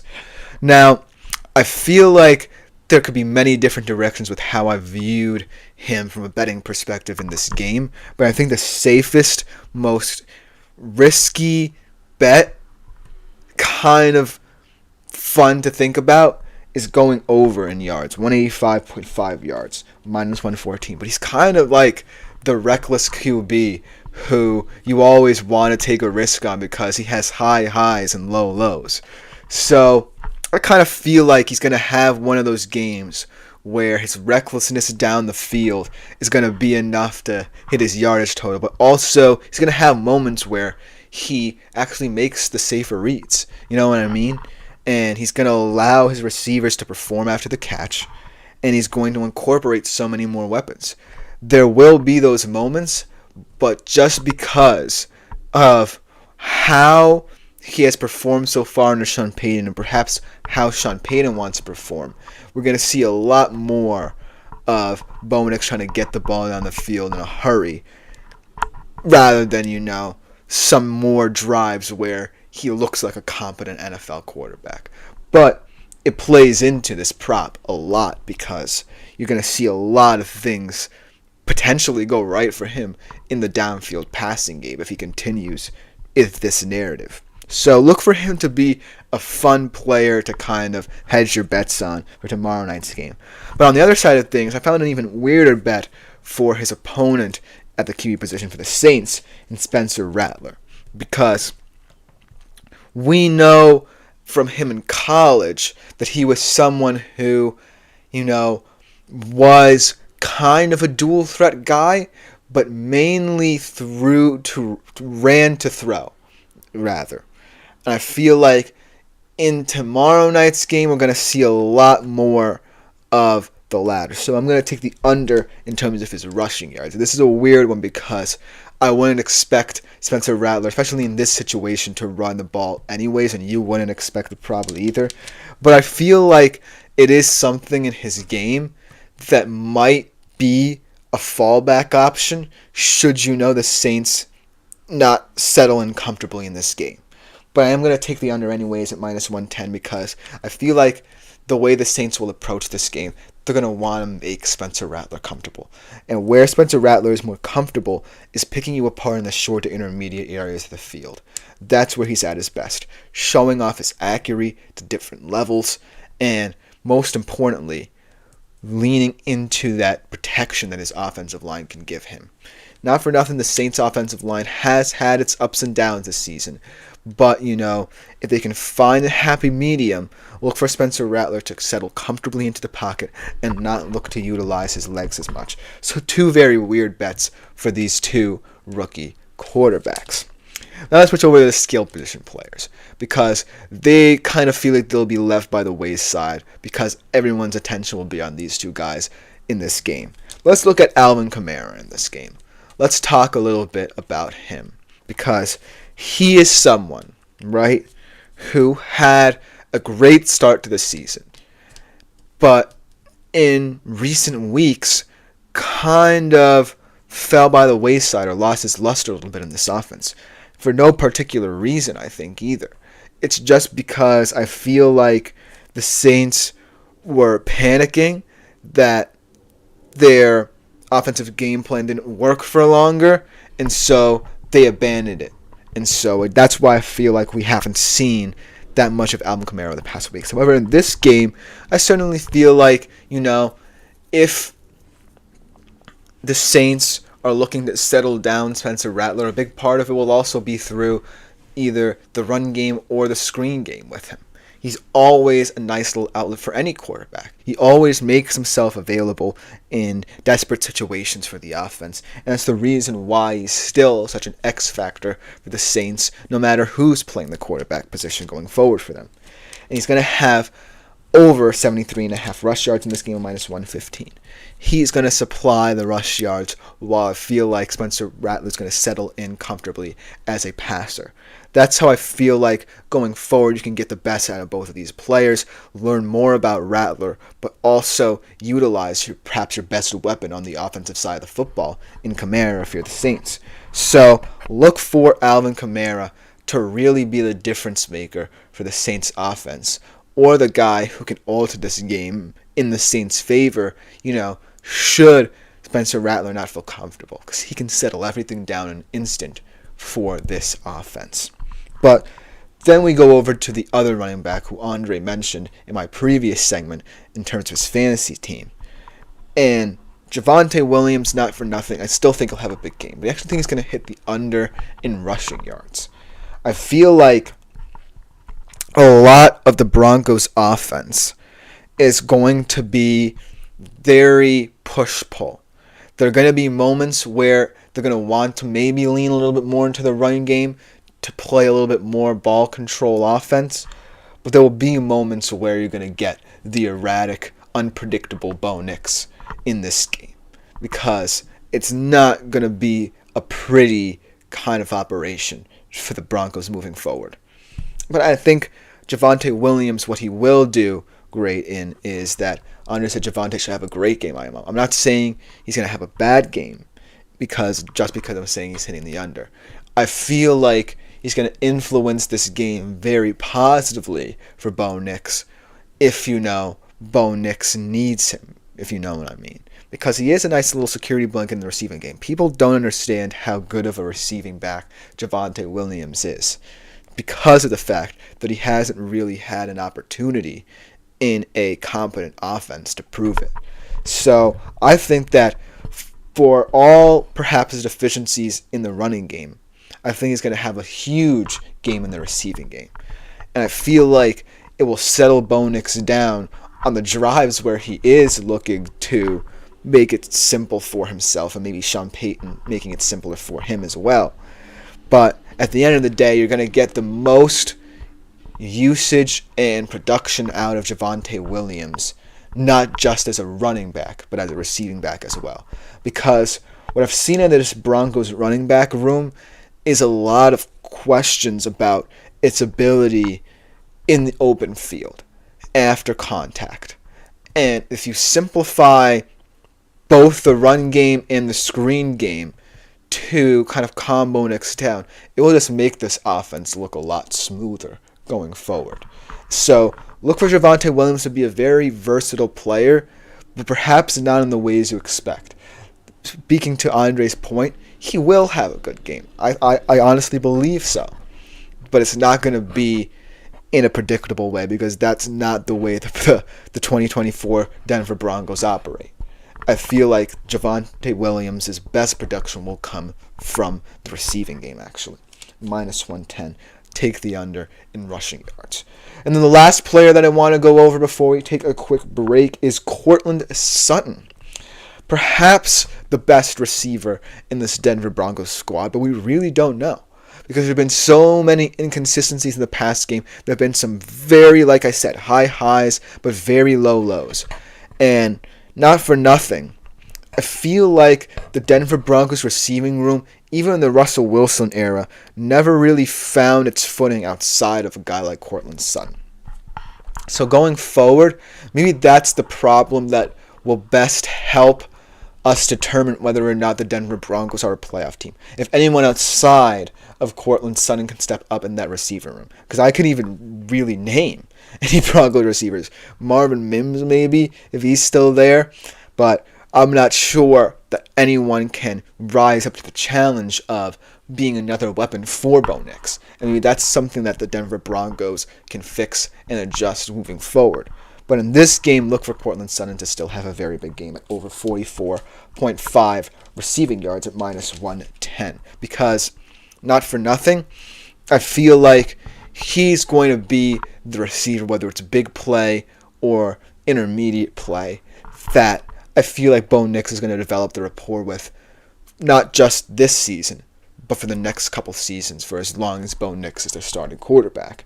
And so, Yes, I would love to see someone else step up, but the fact of the matter is, settling down a rookie quarterback definitely involves finding him a consistent weapon. And I feel like Bo Nix is starting to trust Courtland Sutton a lot in the system. Maybe there will come a time when I just now remember Troy Franklin, his former college teammate at Oregon, steps into that role. But for now, I feel like Courtland Sutton is the weapon that the Broncos can really look into as someone who can settle down Bo Nix. And we saw it a little bit in their last game against the Chargers. That's why I mentioned them prematurely. But I feel like going forward, he seems like the simplest player to bet on in this Broncos offense, whether in fantasy or if you're betting in real life. But let me know what you think in the comments about this game, because it's very weird. But coming up next, we're switching gears a little bit, concluding my rankings, my positional rankings for this week in fantasy football with my tight ends, and then we get into our defense and special teams. But first, the tight ends right after this short break. Looking for your daily fix of sports talk without having to pay for it? GSMC Sports Network is available on YouTube. Just search GSMC Sports Network. Get your fix of daily sports talk shows on YouTube, absolutely free. NFL, college football, NBA, MLB, MMA, UFC, fantasy football, and so much more. GSMC Sports Network has shows running all day long, with new sports shows starting every 2 hours. Just like on your favorite cable sports channel, except GSMC Sports Network is absolutely free. Hello everyone, and welcome back into the GSMC Fantasy Sports Podcast, brought to you as always by the GSMC Sports Network. Like I said before the break, we're switching gears a little bit, concluding our positional ranking with the weekend, for this fantasy football weekend rather, with my tight ends first, and then for my next segment it will be my defenses and special teams units. But for the tight ends, this seems like a very simple week for the tight end position, I feel like. A lot of guys who I'm really excited to see in a lot of different situations, and most importantly, I feel like they're in this period of time where, we now can gauge them properly and know that they can either be the guys we always thought they could be, consistent by a week-by-week basis, or we know that they're busts. And some of these guys, have had up and down starts this season. But for the most part, I feel like we've gotten a sense of who they can be. And especially with the matchups that they're facing this week, are the four guys who I would say are pretty immediate starts. Without further ado, let's get into it. Let me know what you think in the comments of your own kind of personal tight end rankings for this week. But these are mine. Starting off with a guy who I feel like the Browns need to utilize a lot more than they have this season, and that is David Njoku, going up against the Bengals. Yet again, a terrible defense. Yes, they played well against the Giants, but don't let that fool you. I still think there are a lot of deficiencies, a lot of things that this Cincinnati Bengals team needs to fix on the defensive side of the football. But the reason why I feel like David Njoku hasn't been getting a lot of respect in the fantasy realm is because of the fact you can't necessarily trust the Browns' offense. And the sad part of it is, Kevin Stefanski, I know he really trusts him as an offensive weapon. And now that Amari Cooper's gone, you need to trust him even more. But at the end of the day, I feel like last season, with an actual competent quarterback, you could get a lot more value out of David Njoku than with Deshaun Watson. And so, if there are no fundamental changes for the Browns offense outside of moving Amari Cooper and hoping that Deshaun Watson magically turns into his 2020 self, then I feel like you're always going to take a risk with David Njoku. But the reason why, in this game in particular, he can have a lot of upside is because of that Bengals defense. Now more than ever, as Andy said, Laporte is my tight end one this week. Minnesota really bad versus tight ends. We'll see, because the guy I'm going to talk about next is a guy you're very familiar with in terms of his play against the Vikings and because of your fandom as well, Mr. Andre. But for David Njoku, I feel like this Bengals defense really has been able to stop anyone.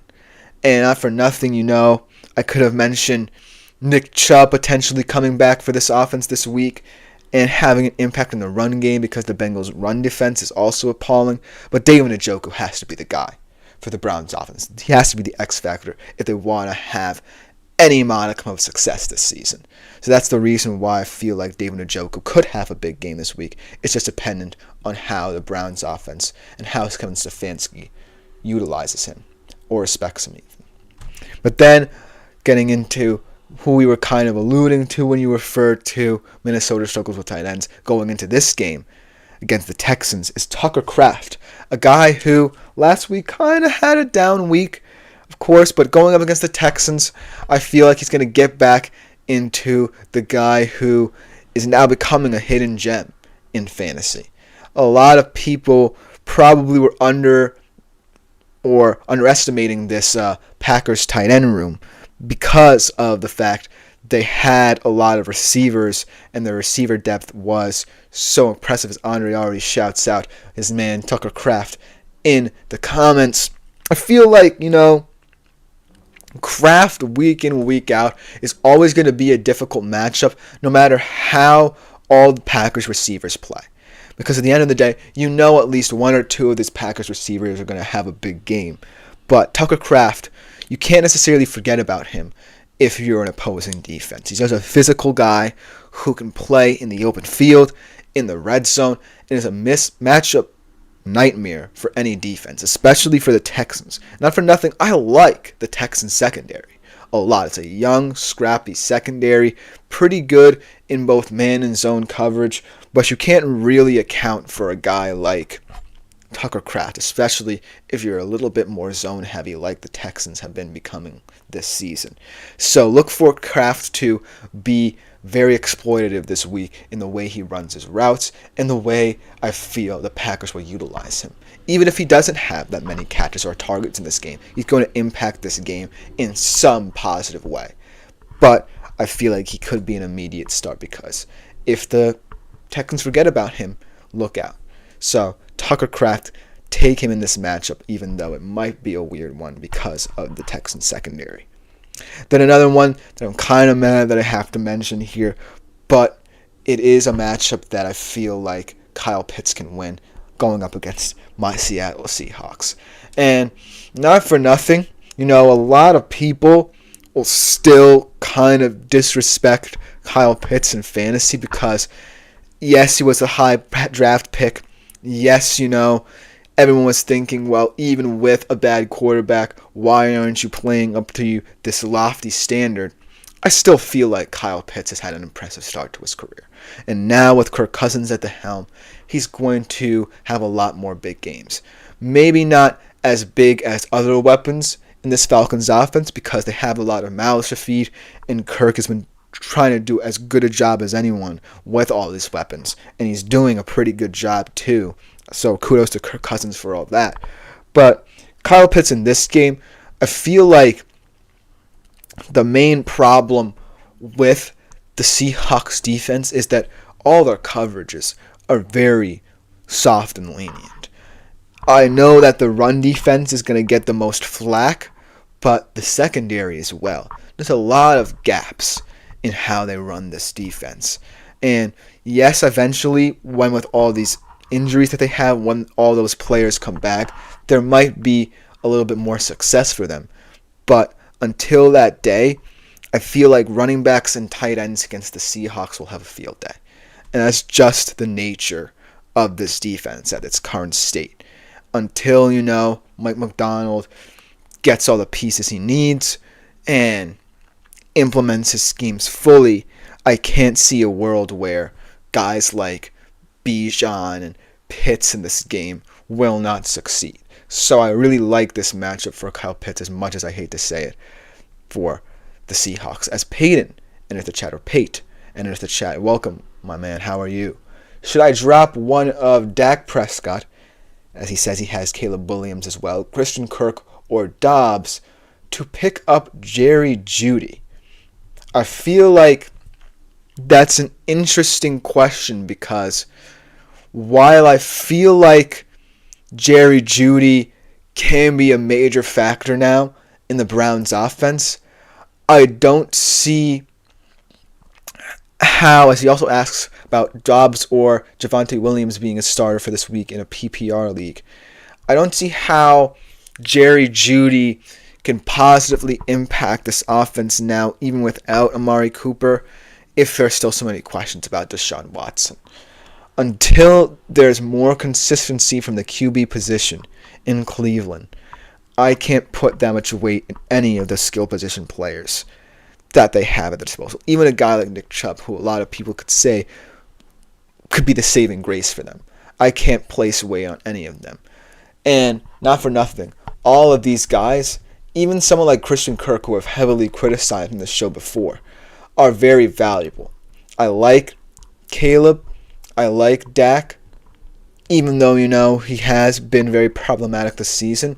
And Dobbs is someone who, week by week, could be a surprise any given Sunday. So I feel like if you were to try and pick up Jeudy with either one of these players, maybe Dak could be the one. But I just don't see how Jerry Jeudy's value skyrockets if there's still questions about this Browns offense. And now maybe more so now that Amari Cooper's gone. So that's just my opinion of it. But if you were to go through with it, I would feel most comfortable out of all the players you mentioned giving up Dak, because he has been pretty problematic this season for Dallas. In terms of your question about Dobbs or Devontae, I feel like this week, both of them are in interesting matchups. But like I said, Javonte, especially in a PPR league this week, could have a unique opportunity to have a surprising game for everyone concerned. Even if you're not a heavy Broncos fan, or even if you're just a casual fantasy football player, Javonte Adams can do things in the passing game for Bo Nix that not a lot of running backs can do for guys like Bo Nix in this league.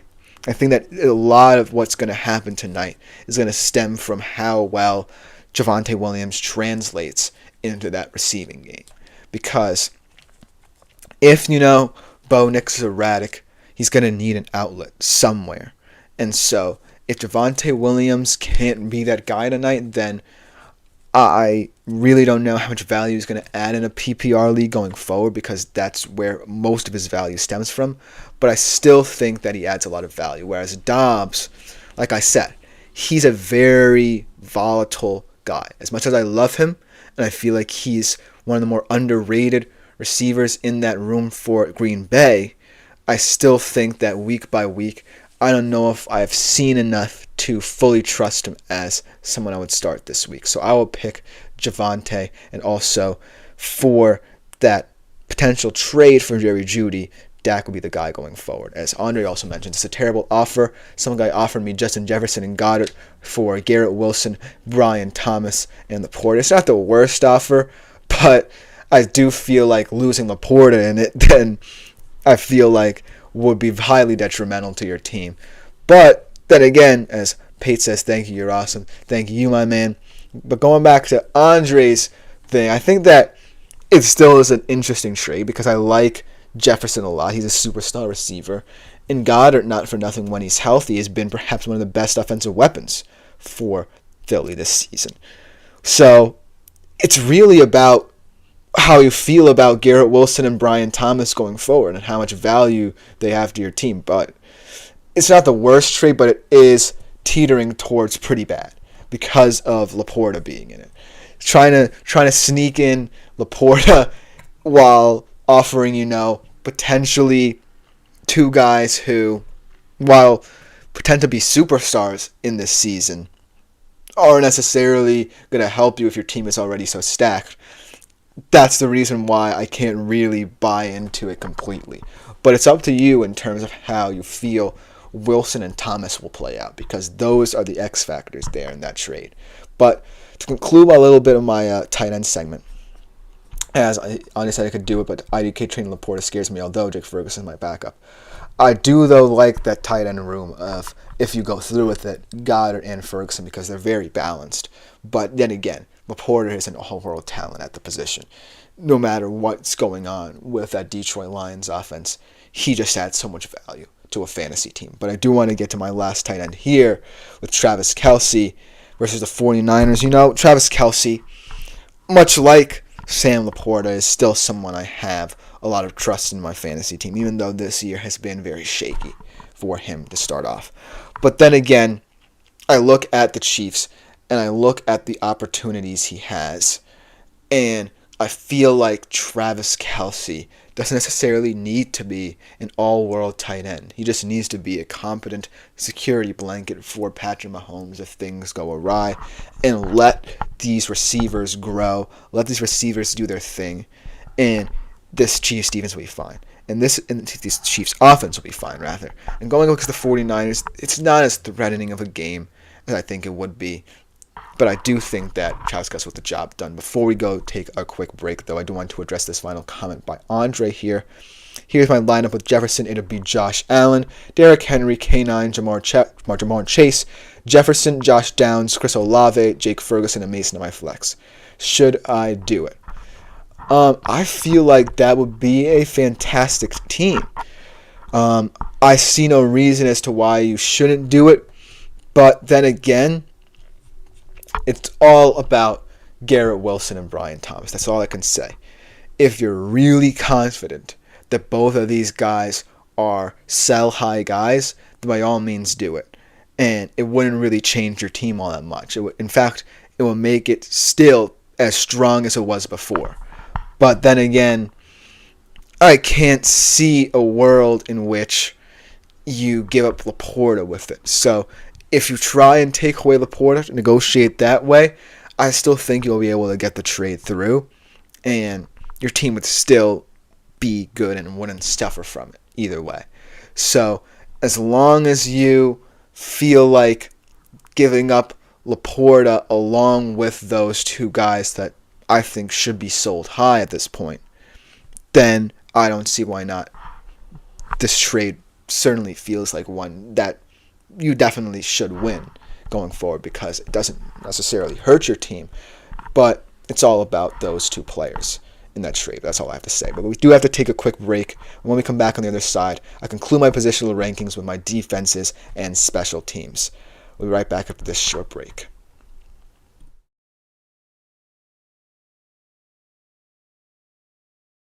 For the best and latest podcasts available anywhere, go to the podcast app on your cell phone and type in GSMC to access free content-rich podcasts on health and wellness, book reviews, sports, entertainment, relationships, social media, movies, technology, finance, and even weird news. Subscribe and download the GSMC Podcast Network's family of shows, available everywhere podcasts.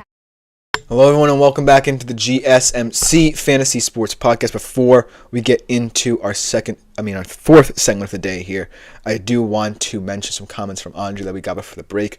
When Olave comes back, my receivers are insane. Chase, Jefferson, and Olave he would have. And he also was saying, in terms of the Goddard deal, or part of the deal, took a crack this on waivers as well if I wanted to drop Goddard for him. I feel like you answered the questions better than me, man. You perhaps pretty proactive in terms of how you think about your team, so I wouldn't necessarily worry about this trade either way. My only concern was, in fact, what was tripping me up was those two guys, Garrett Wilson and Brian Thomas, because who knows, maybe become all-world players out of these dire situations they're in, and you might regret it, but it's still not one where your team is definitely hurt because of. So I feel like if you're proactive about it, then this trade should potentially go through, and could potentially go through and be very beneficial to you and potentially to him as well, but who knows. Now for our fourth segment of the day, we are concluding our positional rankings with the top defenses and special teams this weekend. And I feel about the same way about defenses that I do about tight ends. We're starting to get a clear picture of who each of them are. And not for nothing, these four defenses are defenses you're probably sick and tired of hearing about week in, week out, but they are some of the best in the league.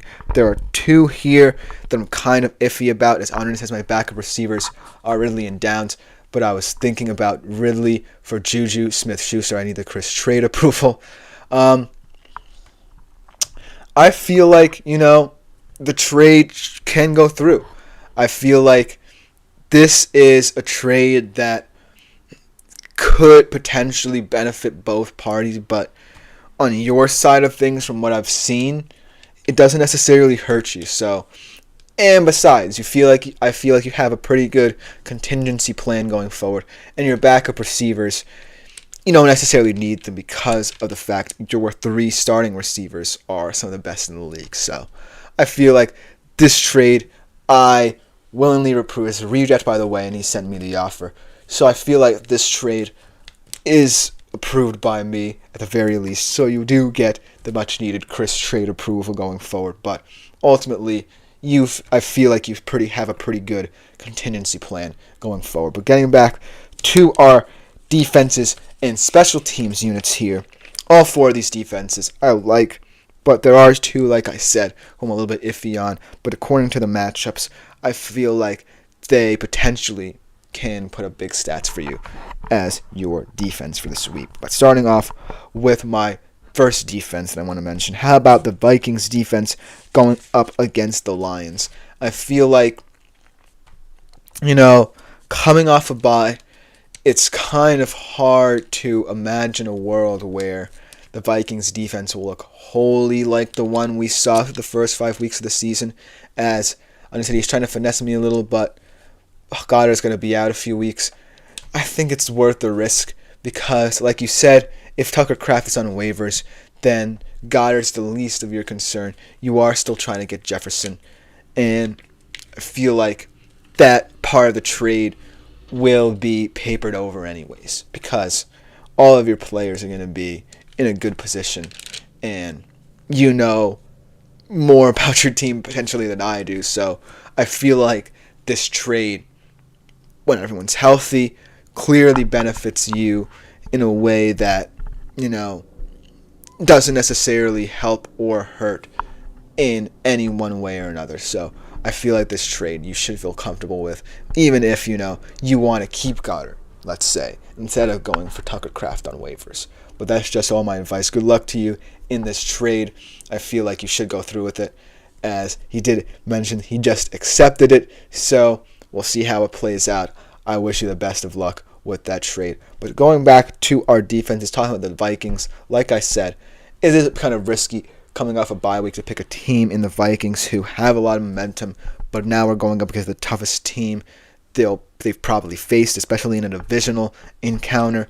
But the thing about the Vikings defense is that it feels like it's well equipped for situations like this at this point. They've already beaten very similar offenses in both the 49ers and the Texans, and they've already beaten a divisional opponent. As Ani said, I feel like having Jamar and Jefferson together is just something I can't deny, and that's why I feel like that part of the trade is what makes it so special.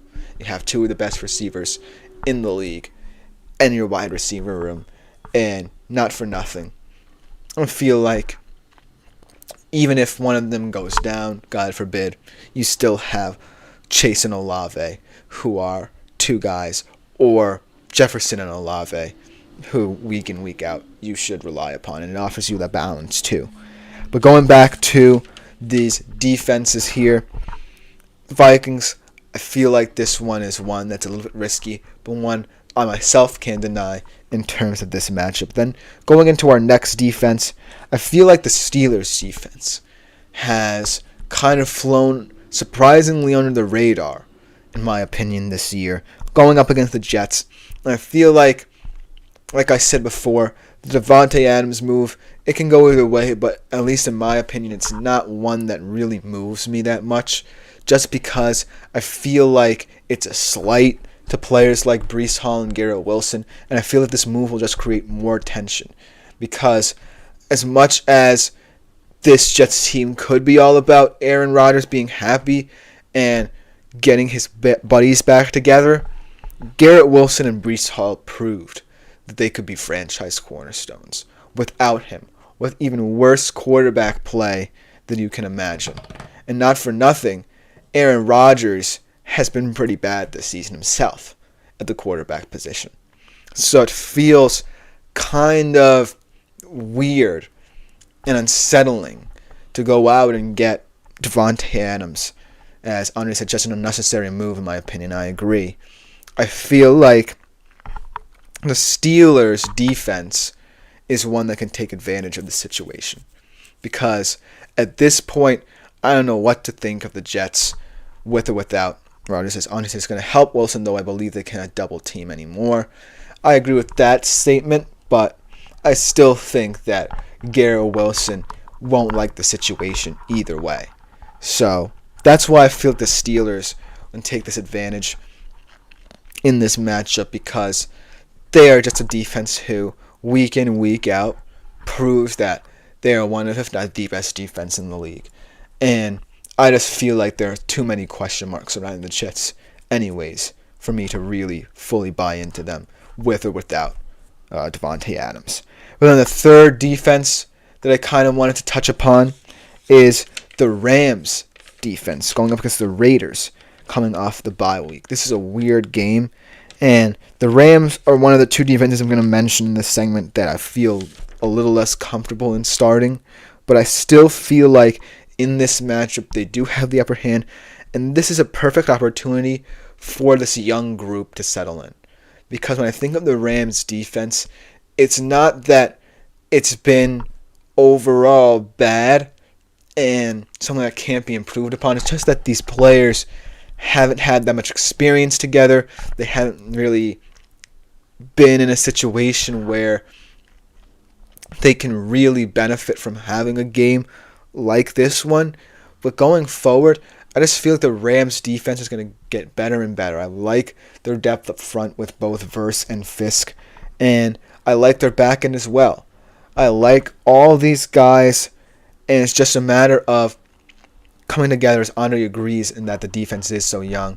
Spring chickens, he calls them. I feel like the Rams defense, not for nothing, is still one that I'm going to appreciate at the year's end. Because even as a Seattle Seahawks fan, as much as I don't want them to succeed, I feel like they're just going to grow year in, year out. I think Verse and Fisk, the sky's the limit for both of them. And I feel like week in, week out, as the schedule potentially lightens up a little bit, we're going to see what this Rams defense is capable of going forward. So I think this Raiders game is a good place to start for them going forward in terms of building that trust, building that rapport, most importantly, getting valuable reps against a team they feel like they compete. As Andre also agrees, I think over time they can be very good, he says. And I agree completely with that, because changing that, as Andre said, the pro of the league is trying to veto the trade. Well, I feel like either way, whether it doesn't go through or goes through, your team is still good enough to compete in any fantasy football league. So I wouldn't necessarily look into that veto too much, but it is, as he says, it's that really unfair trade. It kind of is, because Jefferson is such a very important player in fantasy, but I still think you're gonna get the trade through, and even if it does get vetoed, then I wouldn't really care that much, because your receivers room, like I said, is stacked. So I feel like either way, it's a win-win for you, because your team still is good if you don't get this trade to go through, and will be even better if this trade does go through. So you have to take your lump sometimes in fantasy, week in, week out. But the last defense that I want to go through is actually your defense. As Ani said, the guy is 2 and 4th, no depth though. Well, it is what it is. I feel like when a trade like that comes up, you have to kind of question them a little bit. But I feel like it has to go through. And the league, no matter what, is going to see that in the end, either way, your team is not going to be overwhelmingly affected outside of the fact your receiver room just gets better. It just makes, a great team an elite team. It's not like it's an completely altering trade either, because you're still sending a lot in return, including Laporta. So it is something that I feel like we'll have to go through no matter what. So I don't think you have to worry about it that much. But then the final defense is actually one you are all too familiar with, my man. Packers going up against the Texans. I actually think that even though it was kind of bashing the Packers defense yesterday in terms of that matchup between the Texans and the secondary of the Packers, I feel like what I like about this matchup for the Packers is that if, Stroud kind of gets a little uncomfortable, without Nico Collins against a tougher defense than what he faced in New England, then there are opportunities for the Packers to do what they've done this season, and that is generate takeaways. And that adds a lot of value to me from a fantasy perspective, but I can understand why people might be a little apprehensive to start them, because they're a defense that definitely is too reliant on that aspect of their game. And going forward, I would love to see more of the pass rush getting home. But at the end of the day, this is kind of one of those matchups where in man-to-man coverage, if Stroud gets a little bit erratic, there's a chance or two for this Packers defense to record a couple interceptions. So that's why I feel like a lot of value is interesting. But let me know what you think in the comments. Coming up next, though, to conclude my show, we do want to switch over to college football a little bit, talk about some of the Week 8 matchups from a betting perspective to close out today's show. We'll be right back after this short break to talk about that.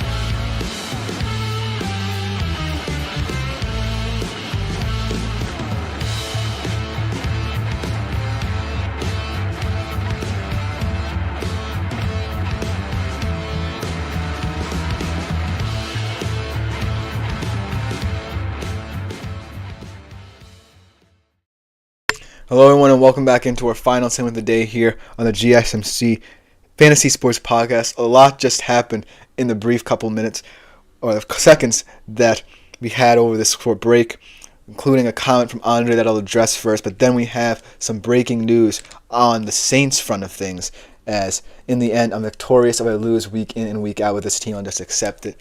Yeah, I feel like this team going forward is one that you should feel comfortable in, with or without Jefferson, just because, Chase and Olave is still a very deep receiver room. And not for nothing, even though your backup receivers are a little iffy, you can get a couple good games out of both of them. I like Ridley and Downs enough to trust them as well at the backup position.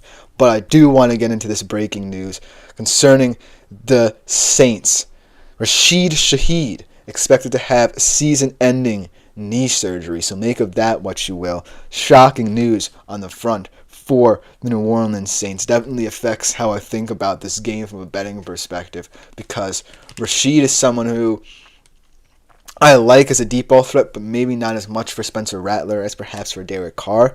But he still is someone who, if you wanted to take that deep shot, and shock a lot of opposing defenses, that was a huge part of what the Saints potentially wanted to do. So we hope for a speedy recovery on that front for him, and we wish him the best, but it definitely makes me think entirely differently of what this game could be tomorrow. But we are going to end the show, though, on a college football front with a little bit of a Week 8 betting preview. A lot of exciting games in the world of college football as we get deeper and deeper into the season. We thought Week 7 was exciting. Week 8 even more so. So without further ado, let's end the show on a good note with some college football.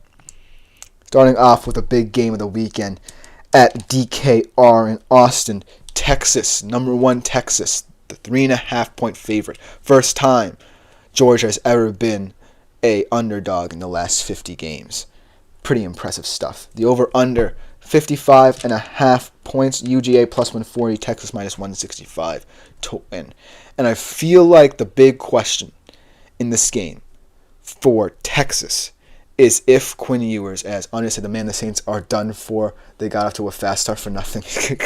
Yeah, man, like, I'm still shocked by this news. Like, I don't know how I could sit here and talk about college football when such prescient news for the Saints for tomorrow night's game especially is just fallen into my lap. So it is something that we do have to kind of think about, because the Saints look like a team that were going to be something this year, but now look where they're at now. As Andre said, bro, I kind of think Georgia pulled this off. As a Texas fan, I'm kind of hoping they don't, but you're right in some regard, because the big question for Texas is, Andre says, gut feeling.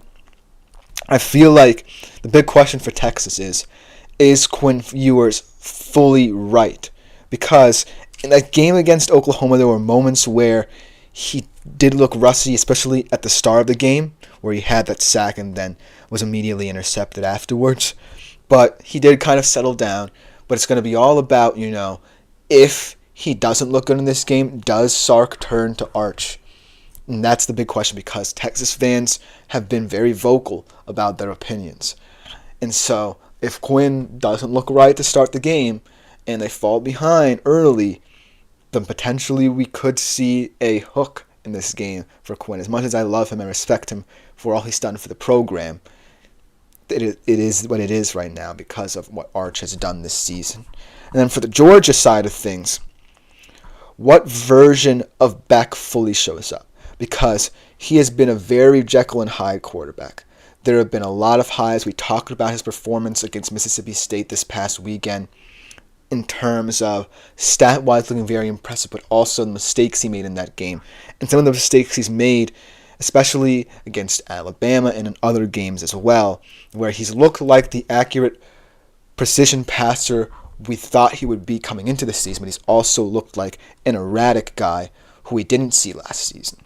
So, if Carson Beck can pick apart this Texas defense, there will be an opportunity for Georgia to pull this off, like Andre said.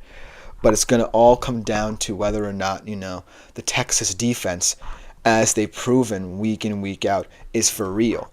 Because this is the toughest test they face on the defensive side of the football, facing Carson Beck, no matter how he's looked this season. So it's going to be all about whether or not Texas can take advantage if Carson Beck looks erratic, but also on the offensive side of the football for Texas, whether or not Quinn Ewers can be the big game guy he's been in the past, because it's the biggest game of his career outside of that Alabama game last year. And the lights are going to be brighter, so it's going to be on his shoulders really in this game. And if he doesn't succeed, look for Texas fans to be chanting, "We want Arch" in this game. I'm completely serious as someone who knows Texas for these past couple of years. It is what it is for them. But going up next in this college football weekend from betting perspective, how about Miami going to Louisville? Interesting game because Miami's coming off a bye week. They are a 4-point favorite on the road. The over-under is 61.5. Minus 190 to win is Miami, and Louisville at plus 100. I feel like this game shouldn't necessarily be a trap game for Miami, but the way I see it is, I don't know how much pressure, as Andre said, quick question, should I start Downs or Juju this week? I'm going to miss Brian Thomas Jr. I feel like I don't have the matchups in front of me this week. If I pull them up, we can really see who has the better one. But I feel like Juju feels like the better option here as we pull up the games. Although Brian Thomas Jr. is actually playing this week against the Patriots, which is an easy matchup. But if you do want to switch things up, the Colts are playing the Dolphins. Should be an interesting matchup for Josh Downs. But if Richardson plays, I maybe not be as high on him. And the Chiefs obviously play the 49ers in an interesting game there, a very tough game for them. So, actually, I would say Brian Thomas Jr. could start out of all of them, if you want my honest opinion, because he has the easiest matchup. But if you want to bench him for this week, then Josh Downs, only as Juju says, plays Niners, Downs plays Miami, like I said. So if you do want to bench Brian Thomas Jr., even though he has perhaps the easiest matchup out of all three of these guys, I would begrudgingly say Josh Downs, even though I don't know how he'll look with Anthony Richardson back in the mix in this game. So make of it what you will. Take my advice with a grain of salt.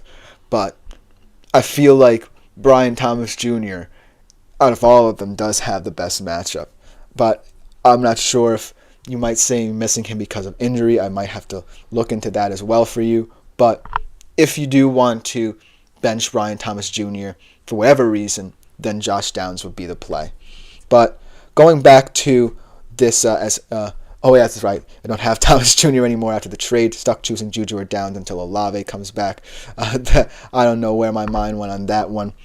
So I would say Downs would be the guy going forward just because, in terms of matchups, the Colts have an easier one. But it's a reluctant kind of choice because of the fact I don't know how Anthony Richardson will look. But then again, going back to this Miami-Louisville game here, I would like Miami taking all the points in this game.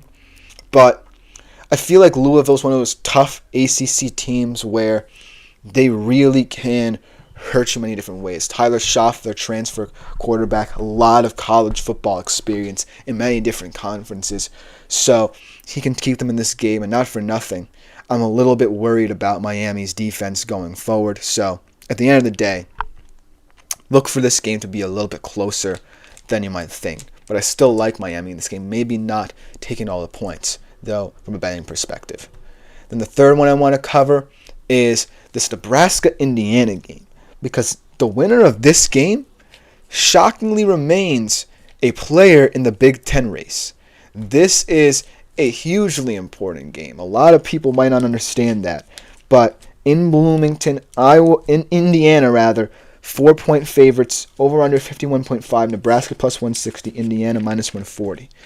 And these two teams are two teams that play highly effective on the offensive side of the ball, have two quarterbacks in both Raiola and Curtis Rourke who have been shockingly effective, and opportunistic defenses who can keep them in the game and anything. Not for nothing. Yes, their schedules will get a lot more hard, but for the time being, this game is going to be the most important on their schedule. Win this game. If you're Indiana, remain undefeated. If you're Nebraska, get a very important win in terms of staying in the Big Ten race. And everything on your schedule becomes more manageable. Indiana still has, I believe, Penn State and Ohio State coming up at the end of the year. But for now, I really am going to take a lot of stock in this game. And if you ask who I think will win it, I actually think Indiana has the upper hand here. They have the more experienced quarterback. They're at home, and I really like the makeup of their team. They've really built something there on the defensive side of the football. They're physically strong as well. But I'm looking for a very exciting Big Ten a Big Ten game that means a lot more than people might expect. And the final game here before we end today's show, another big one in the SEC. Potentially another one to keep either one of these teams in the SEC race and maybe even just the CFP race as well. Alabama, 2.5-point favorites, actually on the road against Tennessee. Over under 55.5 in this one. And this one just feels very weird in my opinion because I don't know what version of Nico Iamaleava we will see for Tennessee in this game. Whether he's going to play it safe on the offensive side of the football. It's going to get back to what we saw early in the season when he looked like one of the best college football quarterbacks in the nation. But on the Alabama side of things, I just want to see them play a complete game again. I just want to see them get back to what they did against Georgia, where on the offensive side of football, Jalen Miller was on. His connection with Ryan Williams looked great, and they just got back to playing their style of football. If they don't play it against the Tennessee defense that might just be perhaps the best in the SEC, then chances are they lose another big game here. And chances are they might not even contend for the SEC championship and might not even get into the CFP. This is a very important game for Alabama on the road in Knoxville against a tough defense, and they can't get dragged into Tennessee's game here.